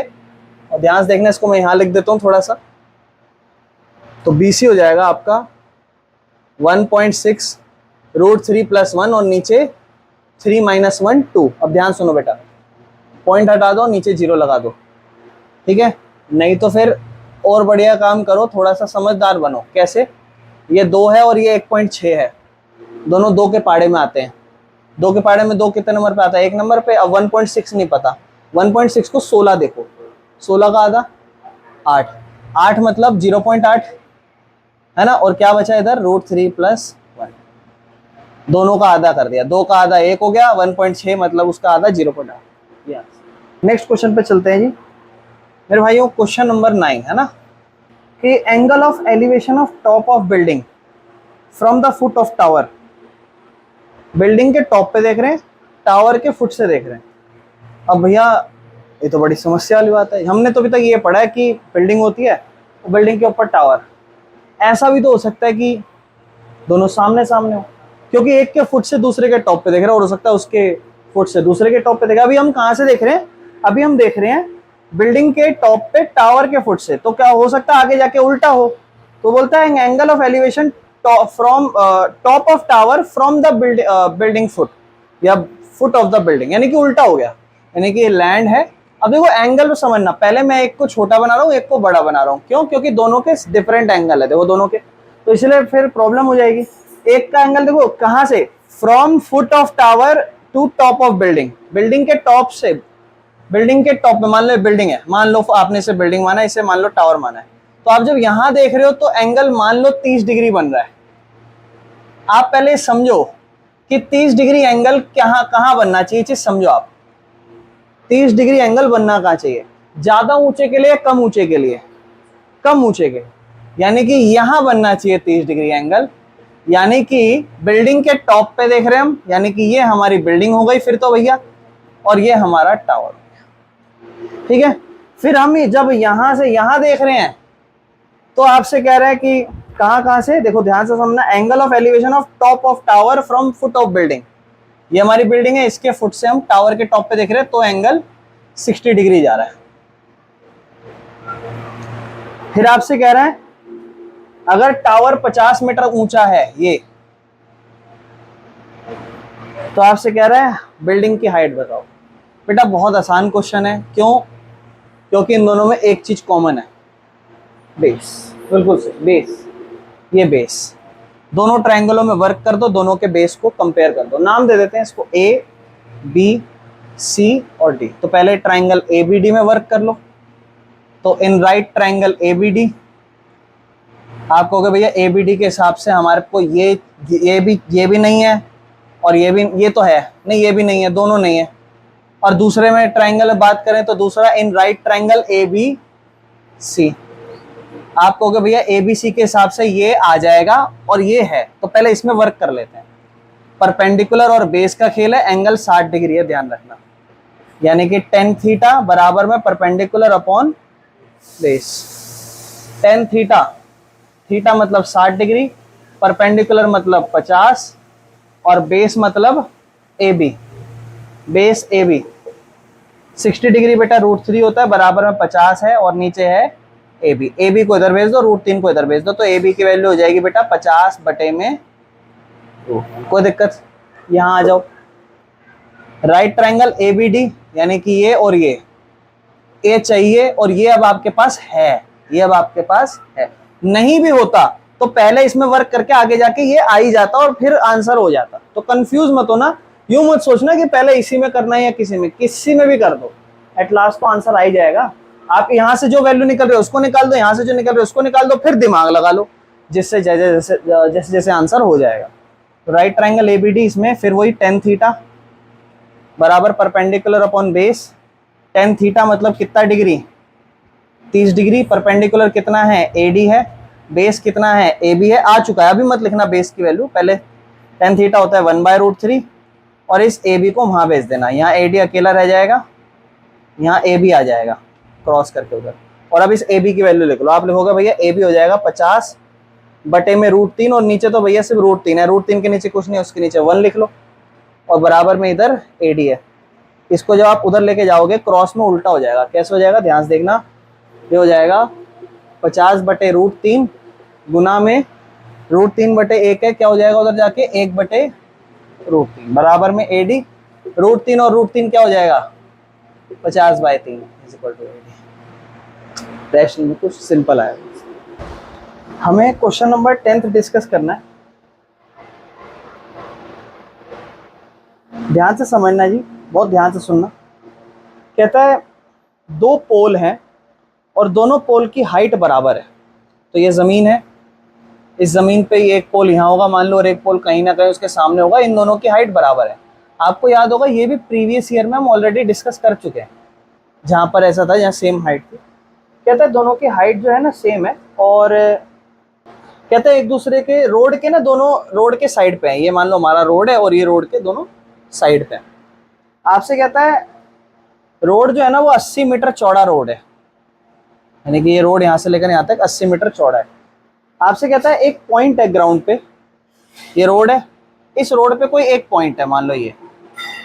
इस पॉइंट से एंगल ऑफ एलिवेशन, बेटा एंगल ऑफ एलिवेशन मतलब ऊपर की तरफ, ऊपर की तरफ जो एंगल बना, angle of elevation on the top of poles. ये एक पोल है इसके टॉप पे और ये पोल है इसके टॉप पे, दोनों पे जो एंगल ऑफ एलिवेशन बन रहा है वो आपका बन रहा है 60 डिग्री एंड 30 डिग्री, यानी कि एक एंगल 60 है और एक एंगल 30 है। अभी सोच लेंगे कौन सा 60 और कौन सा 30 है। आपसे कहता है पोल्स की हाइट बताओ, ये जो पोल है इनकी हाइट बताओ, दोनों की हाइट सेम होने वाली है, और इस पॉइंट से पोल कितनी दूर है। आप मुझे बताओगे मेरे भाई कौन सा 60 डिग्री होगा, कौन सा 30 डिग्री होगा। ये 60 डिग्री। क्यों 60 डिग्री है, क्यों होगा? ज्यादा हम ऊपर देख रहे हैं। अगर आप यहाँ खड़े हो तो यहाँ से ज्यादा मुंडी इधर करोगे या इधर करोगे? आप भी इधर करेंगे, यानी कि एंगल ज्यादा बड़ा है, और ये एंगल थोड़ा छोटा है, 30 डिग्री है, 60 डिग्री है और ये 30 डिग्री है। और हमें ये चाहिए, ये और ये भी चाहिए। मैंने आपको बताया था कि इसको ना आप x मान लो। अब आप समझना, इस चीज को ध्यान से समझना। आपको पता है ये पूरा हिस्सा 80 है, जिसमें से इतना हिस्सा और इतना हिस्सा अलग अलग चाहिए आपको। आपको नहीं पता कौन सा क्या है क्या। इसको आप x मान लो, x। अगर मान लो मेरे भाई इसे मैं 10 कहता तो ये बता सकते हो मेरे भाई कितना होता? 70। अगर मैं इसे x कह रहा हूं तो आपने इसे 10 कहने पर 80 माइनस 10 70 कहा है ना। तो यहां पर आप इसे कहोगे अगर भैया ये x है तो ये क्या होगा? 80 माइनस एक्स, 80 में से x कम। ये वाला हमारा पोर्शन 80 माइनस एक्स कहलाएगा, ये x। इस ट्राइंगल में सबसे पहले वर्क करो। इसका नाम है A B C D और E, और इस ट्राइंगल में वर्क करेंगे in triangle A B C। ये हमारा परपेंडिकुलर है, परपेंडिकुलर के सामने हाइपोटेन्यूज है, ये हमारा बेस है, ठीक है। तो ये हमें चाहिए वैसे, ये हमारे को पता भी है x है, और ये भी हमें चाहिए वैसे, ये हमारे पास h है। इसको h लिख देना, इसको x लिख देना। P परपेंडिकुलर और बेस, कौन सा ट्रिग्नोमेट्री फंक्शन लगेगा? 10 का कौन सा डिग्री? 10 60 डिग्री कितना होता है? √3। तो यही पहले हम लिखेंगे tan थीटा बराबर किसके होता है? परपेंडिकुलर अपॉन बेस के। मेरे tan थीटा, थीटा हमारा कितना डिग्री है? 60 डिग्री। परपेंडिकुलर बोले तो ये 90 डिग्री वाला, ये क्या हो जाएगा हमारा? AB। बेस, बेस हमारा क्या हो जाएगा? BC। tan 60 होता है बिल्कुल सही √3। AB, AB मतलब हाइट मानी है हमने, h लिख देते हैं, और BC, BC को हम लिख देते हैं x। इसको उधर भेज दो तो h की वैल्यू आपकी हो जाएगी √3x। कोई दिक्कत इस पार्ट में? कोई दिक्कत तो नहीं इसमें। अब इस वाले पार्ट पे आते हैं। ट्राइंगल CDE लिखेंगे, इन ट्राइंगल CDE। ये हमारा परपेंडिकुलर है, ये हमारा बेस है, इस पे वो लगा दो। परपेंडिकुलर बेस है अभिषेक, कौन सा trigonometry function? tan theta. tan कितना डिग्री? tan 30 डिग्री कितना होता है? Very good. tan थीटा कितना होता है? Perpendicular upon base. tan theta मतलब 30 डिग्री, परपेंडिकुलर मतलब D और E, अपॉन में बेस मतलब CD। tan 30 होता है 1/√3, बिल्कुल सही। और D हमारा ये फिर से h है, क्योंकि ये दोनों हाइट बराबर है। और इसको हमने अभी अभी लिखा है 80 माइनस एक्स। इसको इधर ले जाओ, इसको इधर ले जाओ, तो हो जाएगा 80 माइनस एक्स, क्योंकि 1 से मल्टीप्लाई होगा ये 80 माइनस एक्स, और ये इधर जाएगा h√3 हो जाएगा। आपकी मर्जी है, आप चाहो तो h की वैल्यू निकाल सकते हो, यानी कि रूट 3 को हटा दो यहाँ से, रूट 3 को वहीं नीचे लिख देते ऐसे, ये आपकी h हो जाती है। और h से h कंपेयर कर लो, h से h कंपेयर कर लो। एक h किसके बराबर है, आप कहोगे भैया √3x के, और ये वाला h किसके बराबर है, आप कहोगे भैया 80 माइनस x बटे √3। √3 से √3 गुणा होगा, √3 और √3 कितना हो जाएगा 3x बराबर 80 माइनस x, माइनस x इधर ले आओ तो आप हो जाएगा, कहोगे 3x प्लस x बराबर 80। 3x और x कितने x, 4x बराबर 80। 4x के साथ गुणा हो रहा है, इक्वल के उस तरफ जाके भाग हो जाएगा, 1 नंबर पे कटेगा, 20 नंबर पे कटेगा, x का मान 20 आ जाएगा, x हमारा 20 मीटर आ जाएगा। यानी कि इतना हिस्सा हमारा 20 मीटर है, और 80 में से x घटाएंगे, यानी कि 80 में से 20 घटाएंगे तो इतना हिस्सा हमारा 60 मीटर है। और x की वैल्यू 20 आई है, इसके अंदर डाल दो h is equal to √3, x की जगह 20 लिख दो तो h की वैल्यू हमारी 20√3 मीटर हो जाती है। यानी कि हमारे पास इसकी हाइट भी आ गई है जो कि है 20√3। जो ये हाइट है वही ये हाइट होगी, दोनों हाइट 20√3 है, इतना हिस्सा 20 है, इतना हिस्सा 60। समझ में आया मेरे भाई? मेरे भाइयों ध्यान से समझना, क्वेश्चन नंबर 11 आपको कहता है एक टीवी टावर है और नहर के किनारे पे खड़ा है टीवी टावर, ऐसे नहर के किनारे, ये नहर है मान लो, इसके किनारे टीवी टावर है, वर्टिकली खड़ा है, वर्टिकल ऐसा सीधा खड़ा है, जाहिर बात है कुछ टेढ़ी खड़ी भी नहीं होती। आगे आओ, कहता है from a point on the other bank है, अदर बैंक मतलब देखो ये कैनाल है ना, कैनाल का एक किनारा बैंक और ये किनारा दूसरा बैंक, ये यहाँ खत्म हो रही है, मान लो नहर ऐसे बह रही है, तो ये एक किनारा है और ये दूसरा किनारा, तो दूसरे किनारे से आपको बोलता है कि from the point on the other bank directly opposite to the tower, मतलब अपोजिट है टावर के, angle of elevation of the top of tower, इस पॉइंट से, ये नहर का एक किनारा है, दूसरा अपोजिट किनारा है, इस किनारे से टॉप पे जो एंगल बन रहा है ना, टॉप पे, कहता है that angle is 60 degree from another point 20 metre away from this point, ये जो पॉइंट है इस पॉइंट से 20 मीटर दूर, 20 मीटर दूर यहां भी हो सकता है और इस 20 मीटर से यहां भी हो सकता है, तो पढ़ते हैं पहले। Away from another point 20 metre away from this point on the line joining this point to the foot of tower, देखो इस पॉइंट से दूर की बात हो रही है ना, तो यही वाला होगा, ठीक है, इस पॉइंट से पास होता तो वो बोल देता कि नहर के वाले पास वाला पॉइंट, यानी कि इस पॉइंट से दूर का पॉइंट है 20 मीटर, ठीक है ना, ऐसे इस पॉइंट से 20 मीटर है, यहाँ जो लाइन को ज्वाइन कर रहा है, ये वाली जो लाइन है ना, इस लाइन को ही ज्वाइन कर रहा है, यहां से जो एंगल है दैट इज 30 डिग्री। अब बन गई होगी फिगर है ना मेन, लेकिन नहर यही है, ध्यान रखना। आगे चलते हैं, आपसे कहता है find the height of tower, ये हाइट बताओ, और दूसरा आपसे पता है क्या कहता है, दूसरा आपसे कहता है एंड नहर की विड्थ, ये नहर है इसकी विड्थ। मेरे बात ध्यान सुनना, आपको याद है ये टाइप 1 का ही क्वेश्चन है जो मैंने कल आपको समझाया था। अगर आपको याद हो, मैंने टाइप 1 में कल आपको बोला था कि बेटा इसी से ही 2 एंगल बनेंगे, देखो ऐसा ही है ना, और मैंने आपको कहा था बेटा या तो ये चीज होगी टाइप 1 में या फिर ये चीज। सबसे पहले आपने देखा ये चीज थी, अगर आपको याद हो, फिर दूसरे क्वेश्चन में बेटा ये चीज गिवन थी, इससे आपने ये निकाल लिया था, फिर तीसरे में बेटा पता है क्या था, तीसरे में ना तो ये था ना तो ये था, और आपको बस एक चीज दे रखी थी कि ये एंगल 45 है। याद है मैंने आपको बोला था कि एंगल 45 होगा तो ये दोनों अपने आप ही बराबर हो जाएंगे। ये चौथा टाइप है, और मैंने कल आपको इसी टाइप के बारे में बोला था कि बेटा आगे जाके सेम यही केस बना देगा, लेकिन अब वो 45 भी हटा देगा। अगर मैंने आपको याद हो कल ये बोला था कि सेम यही केस देगा और आगे जाके हो सकता है ये 45 भी हटा दे, तब ये केस एडवांस हो जाएगा। क्यों? ये केस अब अच्छा हो गया, उन सारे टाइप 1 में सबसे अच्छा केस हो गया ये। क्यों? क्योंकि इसमें आपको देखो इतनी सी चीज तो दे रखी है 20, और ये भी चाहिए और ये भी चाहिए, और इनके बीच में कोई रिश्ता भी नहीं है। क्यों? क्योंकि 45 डिग्री रिश्ता बनाता है, रिश्ता तो 60 डिग्री का। यानी कि, और बेटा एक चीज और मैं आपको समझाना चाहूं, अगर पेपर में ये डायग्राम ना दे रखा हो ना और आप कंफ्यूज हो जाओ कि भैया वो पॉइंट यहां मानूं या यहां मानूं, तो यहां मानने का एक और कारण है 30 डिग्री, क्योंकि 60 डिग्री है तो दूर तो फिर 30 ही डिग्री होगा, अगर यहां आएगा तो फिर 80, 75 डिग्री, 90 डिग्री होना चाहिए, है ना, अपने को चाहिए ये। अब ये है टाइप 1 का सबसे अच्छा क्वेश्चन, और कुछ नहीं करना है आपको, मैं तो बस आपको बोल रहा हूँ दोनों ट्रायंगलों में काम करना है। इसको आप हाइट को h मान लो और इसको आसान बनाने के लिए x मान लो। ये लंबाई है x और ये है h। पहले आप बेटा इस ट्रायंगल में काम कर लो, जो आपको दिख रहा है उसमें कर लो। नाम दे देते हैं A, B, C और D। ये हमारा ट्रायंगल BCD है, हम लिखेंगे in triangle BCD।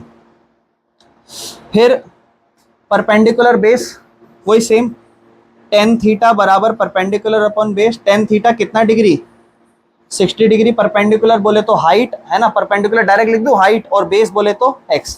Ten 60 degree कितना होता है मेरे भाई, बिल्कुल सही, √3 बराबर में h अपॉन में x। ये इधर जाएगा, क्या हो जाएगा, √3x बराबर में h।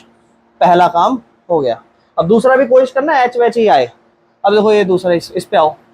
इसको आप फिर से वही बोलोगे, in triangle ACD tan theta is equal to perpendicular upon base होता है। टेन कितना डिग्री, 30 डिग्री। परपेंडिकुलर कितना होगा मेरे भाई, CD मतलब हाइट लिख दूं, हाइट लिख दूं, और ये कितना लिखूं,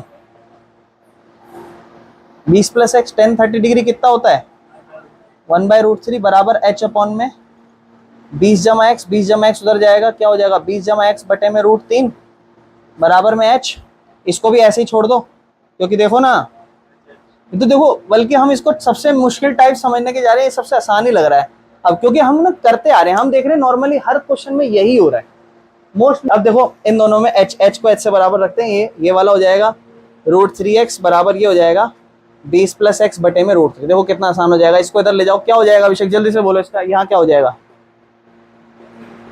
3 क्या x, बिल्कुल सही। और ये 20 + x, इस x को यहाँ ले आओ, 3x - x बराबर में 20।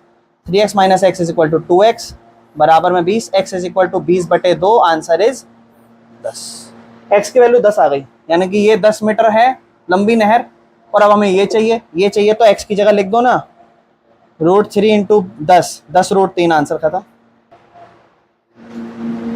एक 7 मीटर ऊंची बिल्डिंग से, फ्रॉम यानी कि एक जमीन है और जमीन पे के ऊपर एक 7 मीटर ऊंची बिल्डिंग है, और 7 मीटर ऊंची बिल्डिंग से मैं क्या देख रहा हूँ, एंगल ऑफ एलिवेशन। एलिवेशन मतलब फिर ऊपर ही देख रहा हूँ, तो एंगल ऑफ एलिवेशन कहीं ऊपर ही जा रहा होगा, है ना। तो एंगल ऑफ एलिवेशन जा रहा है किस पे, केबल टावर के टॉप पे। अब हो सकता है भाई केबल टावर का टॉप भी किसी पे चिपका हुआ हो, तो पहले पूरा पढ़ लेना। तो केबल टावर के टॉप पे आप देख रहे हो, और केबल टावर के टॉप पे आप जब देख रहे हो तो बेटा 60 डिग्री एंगल बन रहा है, यानी कि यहाँ से इतना समझ लेना 60 डिग्री एंगल यहाँ से ऊंचा कहीं देख रहे हो आप बन रहा है। और वहीं से उसी टावर के फुट पे, तो यह फिर यही है, क्योंकि फुट पे जो है वो 45 डिग्री बन रहा है, यानी कि यहाँ से जब आप नीचे देख रहे हो तो 45 डिग्री बन रहा है। आपसे कहता है टावर की हाइट बताइए, ये हमारा टावर है, इसकी हमें हाइट बतानी है। ये 7 मीटर है, तो ये भी क्या होगा, और ये जो होगा वही ये भी होगा। ये वैसे 45 डिग्री है। आप सबसे पहले इस ट्राइंगल में वर्क करना, ये हाइट निकालनी है, इसे h लिख दो बेटा। आप सबसे पहले इस पे वर्क करो, इस पे ये 45 डिग्री, इस ट्राइंगल पे आओ, ABCDE। आप कहना जी ये ट्राइंगल है हमारा ABC, in triangle ABC। Triangle ABC में टेन थीटा ये निकाल रहा हूँ मैं, ये क्यों निकाल रहा हूँ अभी समझाऊंगा, ये निकाल रहा हूँ। और ये मेरे पास है 7 metre. Perpendicular upon base, tan theta मतलब 45 डिग्री। परपेंडिकुलर मतलब AB जो कि 7 है, बिल्कुल सही। और BC मतलब BC बेस चाहिए, 1045 1 होता है। AB मतलब 7 है, BC 1, BC रखो, BC को इधर ले जाओ, BC भी 7 हो गया।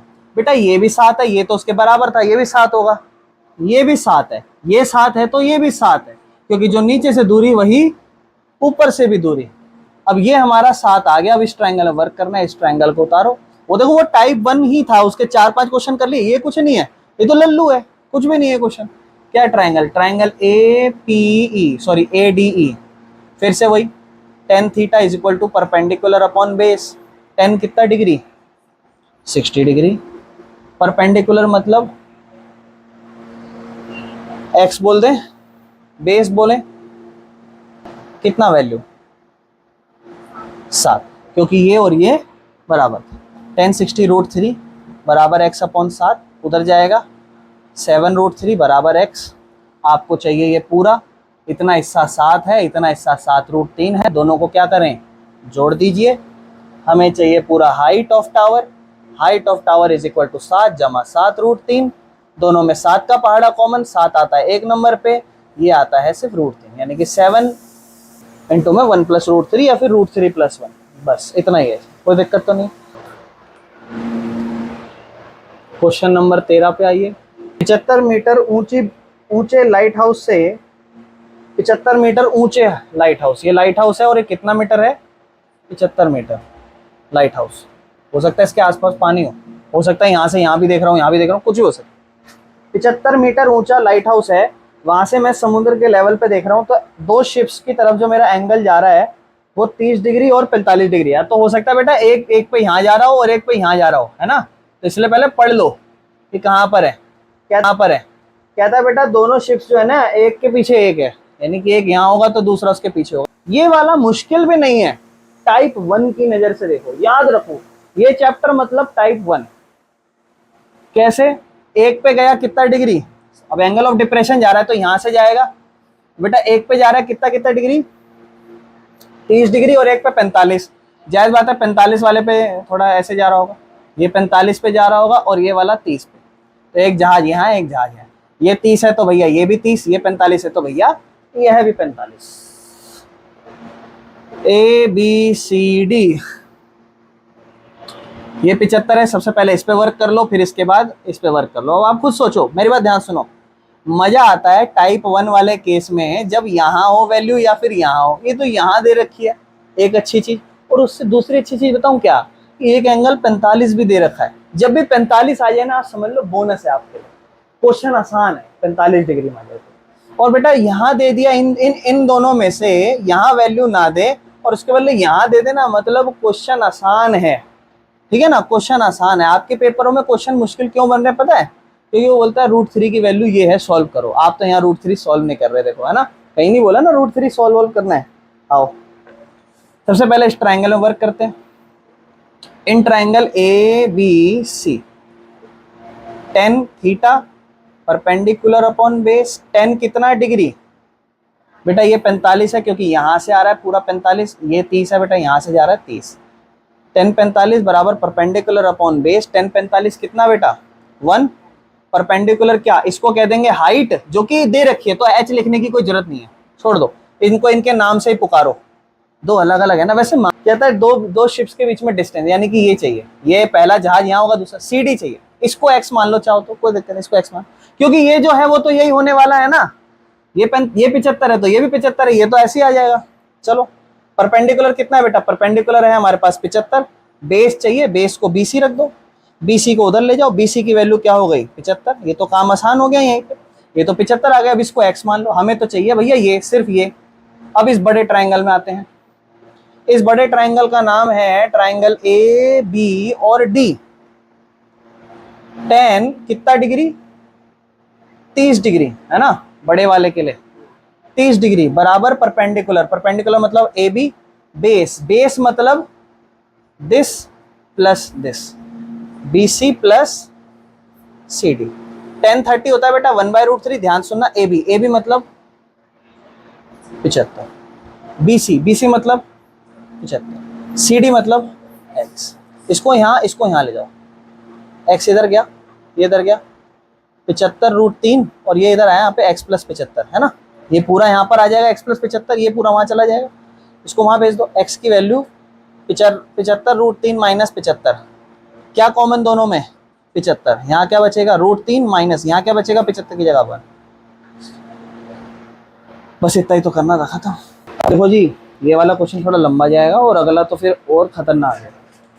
वैसे देखो मेरे को डर देखने में तो लग रहा था ये भी डरावना, पर है ना, देखो टाइप 1 की नज़र से सोचोगे तो देखो वो कंसेप्ट बनाओ, चीज़ें कुछ ऐसी नहीं होती है कोई नहीं वही है, चीज़ें वही है। देखो आप अगर टाइप 1 को देखोगे तो टाइप 1 के हिसाब से 13वां क्वेश्चन है और टाइप 1 के हिसाब से आसान दे दिया, अगर आप ध्यान से देखोगे तो। आ जाओ जी, 1.2 मीटर टॉल लड़की spot a balloon moving with a wind of in a horizontal line। पहले लड़की की हाइट बना दो, 1.2 मीटर टॉल है ये, इसने एक बलून स्पॉट करा, गुब्बारा, जो हवा में मूव कर रहा है हॉरिजॉन्टल लाइन से। बेटा वर्टिकल लाइन ये होती है ऐसे गुब्बारा मूव कर रहा हो, और हॉरिजॉन्टल लाइन ऐसी होती है ऐसे मूव कर रहा हो। तो उसने आपको क्या बोला है कि आपका गुब्बारा कैसे मूव कर रहा है, हॉरिजॉन्टल मूव कर रहा है ना। और जो हाइट है ना उसकी ग्राउंड से, ये हमारा ग्राउंड है, देखो ये हमारा, मान लो यहां उसने बच्ची ने स्पॉट करा, तो यहां से उसकी जो हाइट है दैट इज 88.2 मीटर, और ये वर्टिकल लाइन में घूम रहा है, ऐसे भी जा सकता है ऐसे भी जा सकता है। वो कह रहा है आपसे कि angle of elevation from the eyes of the girl, लड़की की आंखों से जो एंगल ऑफ एलिवेशन जा रहा है एट एनी इंस्टेंट, शुरुआत में आंखों से जो ऐसे एंगल जा रहा है 60 डिग्री जा रहा है, and after some time angle 30 degree कम हो गया। जायज बात है, गुब्बारा और आगे चला गया होगा, अब यहां आ गया होगा। तो जब लड़की ने उसे देखा दोबारे, तो वो एंगल अब उसे दूर जा रहा है तो तभी तो नीचे हो जाएगा एंगल, थोड़ा पास आएगा तो टाट पे आ जाएगा ऐसे बड़ा एंगल। आपसे कहता है find the distance travel by the balloon during the interval, कितनी दूरी उस बलून ने, गुब्बारे ने चली, उसका डिस्टेंस बताओ। ये बेटा क्वेश्चन ना बड़ा लैंग्वेज हो, इसका मतलब ये नहीं है क्वेश्चन खतरनाक है, समझने में हम लोग प्रॉब्लम करते हैं। लैंग्वेज समझ में आई? आप तो पहले मुझे ये बताओ, ये दो ट्रायंगल नजर आ रहे हैं, एक ये और एक ये। इस ट्रायंगल में अगर हम ध्यान से देखें, अच्छा ये और ये और ये बराबर होंगे, ये पूरा 88.2 है, लेकिन इतनी तो लड़की की हाइट है, हमें तो सिर्फ इतने का काम होता है ट्रायंगल में। बिल्कुल सही। ये पूरा कितना है जी? 88.2, लेकिन इसमें से इतना हिस्सा कितना है? 1.2, 2 से 2 गया 0, 8 में से 1 गया 7, हटा दो। यानी कि सिर्फ ये हाइट जो है ना बेटा, ये 87 है, ये हाइट जो है ना ये भी 87 है। आपको चाहिए ये वैल्यू, आप मुझे बताओ ये टाइप 1 है, टाइप 1 ही तो है, बस थोड़ी सी चित्र ही तो अलग अलग तरीके से उतार रखा है तो अभी भी वैसा ही। एक ऐसा देखो, एक ऐसा दे रखा है और एक ऐसा दे रखा है, ज्यादा फर्क थोड़ा ना है, चीजें तो अभी भी ऐसी कुछ ऐसी हैं, और हाइट तो बेटा अभी भी सेम ही है। ये टाइप 1 ही है, बस थोड़ा उखड़ा उखड़ा नजर आ रहा है तो ये अभी भी टाइप 1 है। दोनों ट्रायंगलों में वर्क कर लो, नाम दे दो इसको ए बी सी डी और ई। और बेटा पहले ना ये चीज जरूर कह देना, ये चीज निकाल के दिखाना अलग से, ठीक है ना, कि BC और डी, BC और डी हमने निकाला है भैया 88.2 में से लड़की की हाइट घटा के 87, ये चीज दिखानी पड़ेगी, जरूरी है। और फिर बेटा ये इनके भी बताओ, इनका भी नाम दे दो, इनको ABCDE तक हो गया था, FG और H। फिर बेटा ये कह देना कि जो AB है ना भैया वो FG के बराबर है, और जो GH है ना भैया वो BD के बराबर है, ऐसे लिख देना। फिर अपने ट्रायंगलों पे काम शुरू करना। In triangle ABC tan theta ही होने वाला है, क्यों? क्योंकि आपको बेटा एक तो ये चाहिए और एक में ये चाहिए, ये चाहिए। पहले इस पे आओ, ये तो है ही, ये आ जाए परपेंडिकुलर बेस 60 डिग्री है, tan थीटा बराबर perpendicular upon base, tan 60 degree, perpendicular कितना है 87 लिख दो डायरेक्ट 87, और बेस को लिख देता हूं AB। tan 60 √3 होता है, बराबर में 87, और इधर क्या है AB को इधर लिख देता हूं, क्या हो जाएगा 87, और नीचे √3 ला देता हूं, मतलब इन दोनों को चेंज कर दिया, इसको इधर, इसको इधर, इसको इधर, इसको इधर। फिर इस बड़े वाले में आता है ADE में, ट्रायंगल AD और E। कौन सा ट्रिग्नोमेट्री फंक्शन लगाओ अभिषेक? tan थीटा देखो सब में लग रहा है ना, ठीक है। कितना डिग्री, 30 डिग्री। परपेंडिकुलर की वैल्यू डायरेक्ट बोल दो, बेस की वैल्यू बताओ। हाँ बिल्कुल सही, ए बी प्लस बी। भैया अलग अलग करके लिखते हैं क्योंकि ए बी देखो, ए बी है। 1030 कितना होगा मेरे भाई, 1/√3 बराबर 87। और ए बी की वैल्यू अभी मत लिखना, अभी रहने दो, प्लस बी डी। इसको यहाँ ले जाओ, इसको यहाँ ले जाओ, ये हो जाएगा 87√3। इसको वहाँ ले जाओ, A B plus B D. आपको किसी की वैल्यू पता है? हाँ जी, इसकी पता है। कितनी है? 87 और नीचे √3 प्लस बी डी। आपको बी डी तो चाहिए, बस इसको ले जाओ उधर, खत्म हो जाएगा क्वेश्चन। बी डी ये उधर चला जाएगा तो बराबर में 87√3 है, ये जब उधर जाएगा तो माइनस में 87/√3 हो जाएगा। फिर एलसीएम लोगे। अब ये क्वेश्चन भी कर रखा है, चीजें अलग थी लेकिन सेम ही है। 1 और √3 बेटा गुणा कर देना, √3 ही हो जाएगा। 1 की इससे गुणा कर देना, इसकी इससे। तो जब 87√3 से गुणा होगा और इधर 1 गुणा होगा 87, तो ऐसा रहेगा। √3 और √3 क्या हो जाएगा? 87 गुना 3 माइनस 87 नीचे √3। ये बिल्कुल सेम है, वो 57 था वहां पे, अगर आपको याद हो। इसी एनसीईआरटी का सेम क्वेश्चन है बिल्कुल। वहां पे भी लड़का था और अपनी आंखों से पता नहीं हवाई जहाज देख रहा था, नहीं क्या देख रहा था। 57 डिग्री था, अगर आपको याद हो। B D is equal to 3 सत्ते 21, 3 अट्ठे 24 और 2, 1 में से 7, 11 में से 7 गया 4, 5 में से 8 गया, 15 में से 8 गया 7, 174 √3। 174 बटे √3 आएगा। फिर आप रैशनलाइज कर दोगे तो 174 √3 और नीचे √3 और √3 3 के पाड़े में 3 एक नंबर पे। बस लास्ट क्वेश्चन पर आते हैं, जो बहुत ही ज्यादा खतरनाक क्वेश्चन है। एक स्ट्रेट हाईवे है और वो लीड कर रहा है टावर के फुट को, मतलब आगे जाके टावर का फुट आ रहा है। एक आदमी खड़ा हुआ है टावर के टॉप पे, और उसने, अब देखो जब भी आदमी या औरत की बात हो जाए और उसके बाद ये बात ना हो कि वो अपनी आंखों से देख रहा है तो कुछ, तो भैया वो यही हाइट मानना। तो वो क्या कह रहा है, उसने ना ऑब्जर्व करा एक गाड़ी को, और गाड़ी को जब उसने ऑब्जर्व करा तो एक 30 डिग्री का एंगल ऑफ डिप्रेशन बना। 30 डिग्री का एंगल ऑफ डिप्रेशन बना, यहां गाड़ी है। फिर क्या हुआ,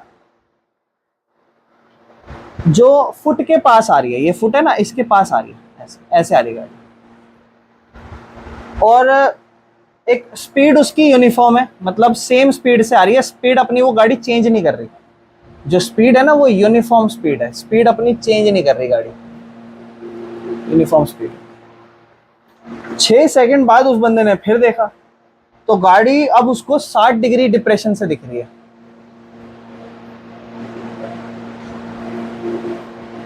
यानी कि यहां से यहां तक 6 सेकंड हो गए, और 6 सेकंड बाद जब उस बंदे ने देखा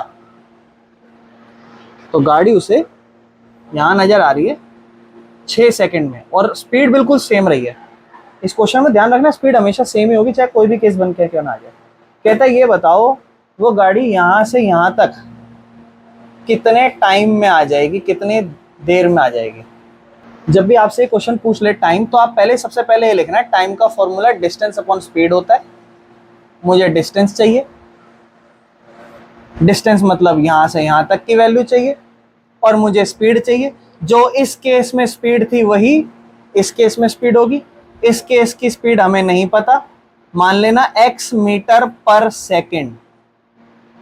पिछला जब प्रीवियस ईयर कराया था वहां किलोमीटर मनवाया था और पर मिनट मनवाया था। समझ रहे हो क्यों? क्योंकि वहां 6 मिनट दे रखा था, है ना, और वो वैसा ही केस था। पहले यहां स्पीड मानी x मीटर पर सेकेंड। और मुझे एक बात बताओगे आप, ये भी तो डिस्टेंस ट्रेवल हुआ होगा। नाम दे देता हूं A, B, C और D। और इस AB की वैल्यू अगर मैं निकालना चाहूं तो समझो मेरी बात को, डिस्टेंस डिस्टेंस कैसे आता है? स्पीड और टाइम को मल्टीप्लाई करके। यहाँ डिस्टेंस कितना है? आप कहोगे भैया ए बी डिस्टेंस है। स्पीड, कितनी स्पीड से ये डिस्टेंस कवर किया जा रहा है? आप बोल रहे भैया एक्स की स्पीड से। टाइम कितना लग रहा है भैया? 6। यानी कि क्या मैं कह सकता हूँ कि ए बी की वैल्यू 6x है, दूरी। क्योंकि बेटा दूरी तो ये भी दूरी है और जो आप अलग से सॉल्व करोगे वो भी एक दूरी है, लेकिन ये दूरी डिस्टेंस के फॉर्मूले से निकाली। कोई दिक्कत तो नहीं। अब आप एक एक करके दोनों ट्रायंगलों में वर्क कर लो और कुछ मत करो, क्योंकि आपको चाहिए टाइम, उसके लिए आपको यहाँ की दूरी चाहिए और स्पीड तो आप यहाँ की एक्स लिख ही दोगे। बस आपको दूरी चाहिए, ये वैल्यू चाहिए, ये चाहिए सिर्फ। ठीक है, आ जाओ इस ट्रायंगल में आ जाओ। सबसे पहले in triangle BCD tan 60 degree, perpendicular मतलब CD, बेस मतलब BC। tan 60 √3 होता है CD अपॉन BC। BC को इधर ले जाओ, BC √3 बराबर CD के हो गया। अब आपके मन में दो ख्यालात होंगे, भैया ना तो हमें इसकी वैल्यू पता, ना हमें इसकी, किसी एक की निकाल लेते हैं। इसकी निकालूं कि इसकी निकालूं, आप बताओ। इसकी वैल्यू मतलब BC की वैल्यू रखूं या CD की वैल्यू रखूं? BC को अकेला या CD को अकेला? CD। अब आपके मन में सवाल आएगा, भैया जब BC चाहिए तो BC को अकेला रखो। सही बात है, जब जरूरत पड़ेगी तो रख लूंगा, अभी ऐसे रहने देता हूं। जरूरत पड़ेगी देख लूंगा जरूरत किसकी पड़ रही है। बड़े ट्रायंगल में आता हूं, in triangle ACD, triangle ACD tan कितना डिग्री? 30 डिग्री, परपेंडिकुलर फिर से CD, बेस क्या? AB plus BC। AB plus, आपको पता है भैया AB की जगह हम 6x लिख सकते हैं अगर जरूरत पड़े तो।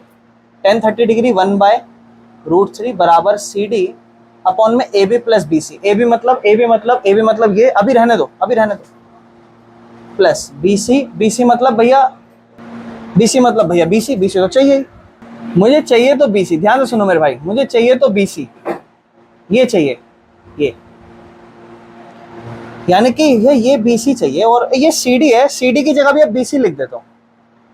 अब आपके मन में एक सवाल था कि भैया BC निकाल के CD/√3 लिख देते, तो देखो यहाँ फिर BC की जगह CD हो जाता और सब CD हो जाता, लेकिन CD का तो कोई काम ही नहीं है, मुझे तो BC चाहिए। तो बेटा BC चाहिए ना, तो CD की जगह BC की वैल्यू निकालो, मतलब CD को BC के बराबर रखो, जहां पर आप कल को CD की जगह क्या लिख सको? BC लिख सको। चाहिए आपको BC, लेकिन यहां से BC तो निकल ही नहीं सकता था ना। जब आप कल को आगे जाके सॉल्व करोगे तो वहां आप CD की जगह BC की वैल्यू अच्छे से रख सकते हैं, इसलिए हमने नहीं हटाया। ठीक है ना, यानी कि आप CD की जगह हम वहां लिख देंगे 1/√3 तो है ही, इस CD की जगह हम क्या लिख देंगे? BC √3। ठीक है, और नीचे तो है ही AB प्लस BC। अब इसको वहां ले जाओ, पहले इसको वहां ले जाओ, तो देखना AB प्लस BC यहाँ आ गया, 1 से मल्टीप्लाई हो गया, √3 उधर जाएगा, तो BC √3 तो है ही, ऊपर से √3 है यहाँ पे, तो देखो 2 √3 क्या हो जाएगा? 3BC। और यहाँ पे आप देखो AB प्लस BC है, यहाँ करते हैं, देखो AB प्लस BC है और यहाँ पे 3BC है, तो पहले BC को उधर लेके जाओ, तो क्या हो जाएगा? यहाँ पे 2BC हो जाएगा, क्योंकि ये BC उधर जाके माइनस होगा और 3BC में से BC जाएगा, 2BC बचेगा। और यहाँ पे क्या पड़ा है? AB पड़ा है। आपको चाहिए क्या, वो फोकस करो। चाहिए क्या? चाहिए BC ही, तो अब AB की वैल्यू लिख दो जो भी है। क्या थी AB की वैल्यू? 6x बराबर में 2BC, 2 को हटाओ यहाँ से, BC की वैल्यू क्या हो जाएगी? 6x/2 एक नंबर पे और ये 3 नंबर पे, BC is equal to 3x। BC आपके पास 3x आ गया, BC की वैल्यू आ गई है 3x, ऐसे लिख दो। आपको चाहिए क्या? टाइम चाहिए। इस केस में टाइम का फॉर्मूला डिस्टेंस, डिस्टेंस मतलब BC, स्पीड मतलब स्पीड क्या मानी है? x। BC की जगह क्या लिखा है? 3x, नीचे है x, x से x कट गया, सिर्फ 3 बचा, time is equal to 3 second. ऐसे नहीं, 2-3 बार प्रैक्टिस करोगे थोड़ा क्लियर होने लगेगा, चीजें ज्यादा मुश्किल नहीं है। मैटर करता है आपको समझ में आना चाहिए पहले किस ट्रायंगल में कैसे कैसे वर्क करा, स्टेप वाइज।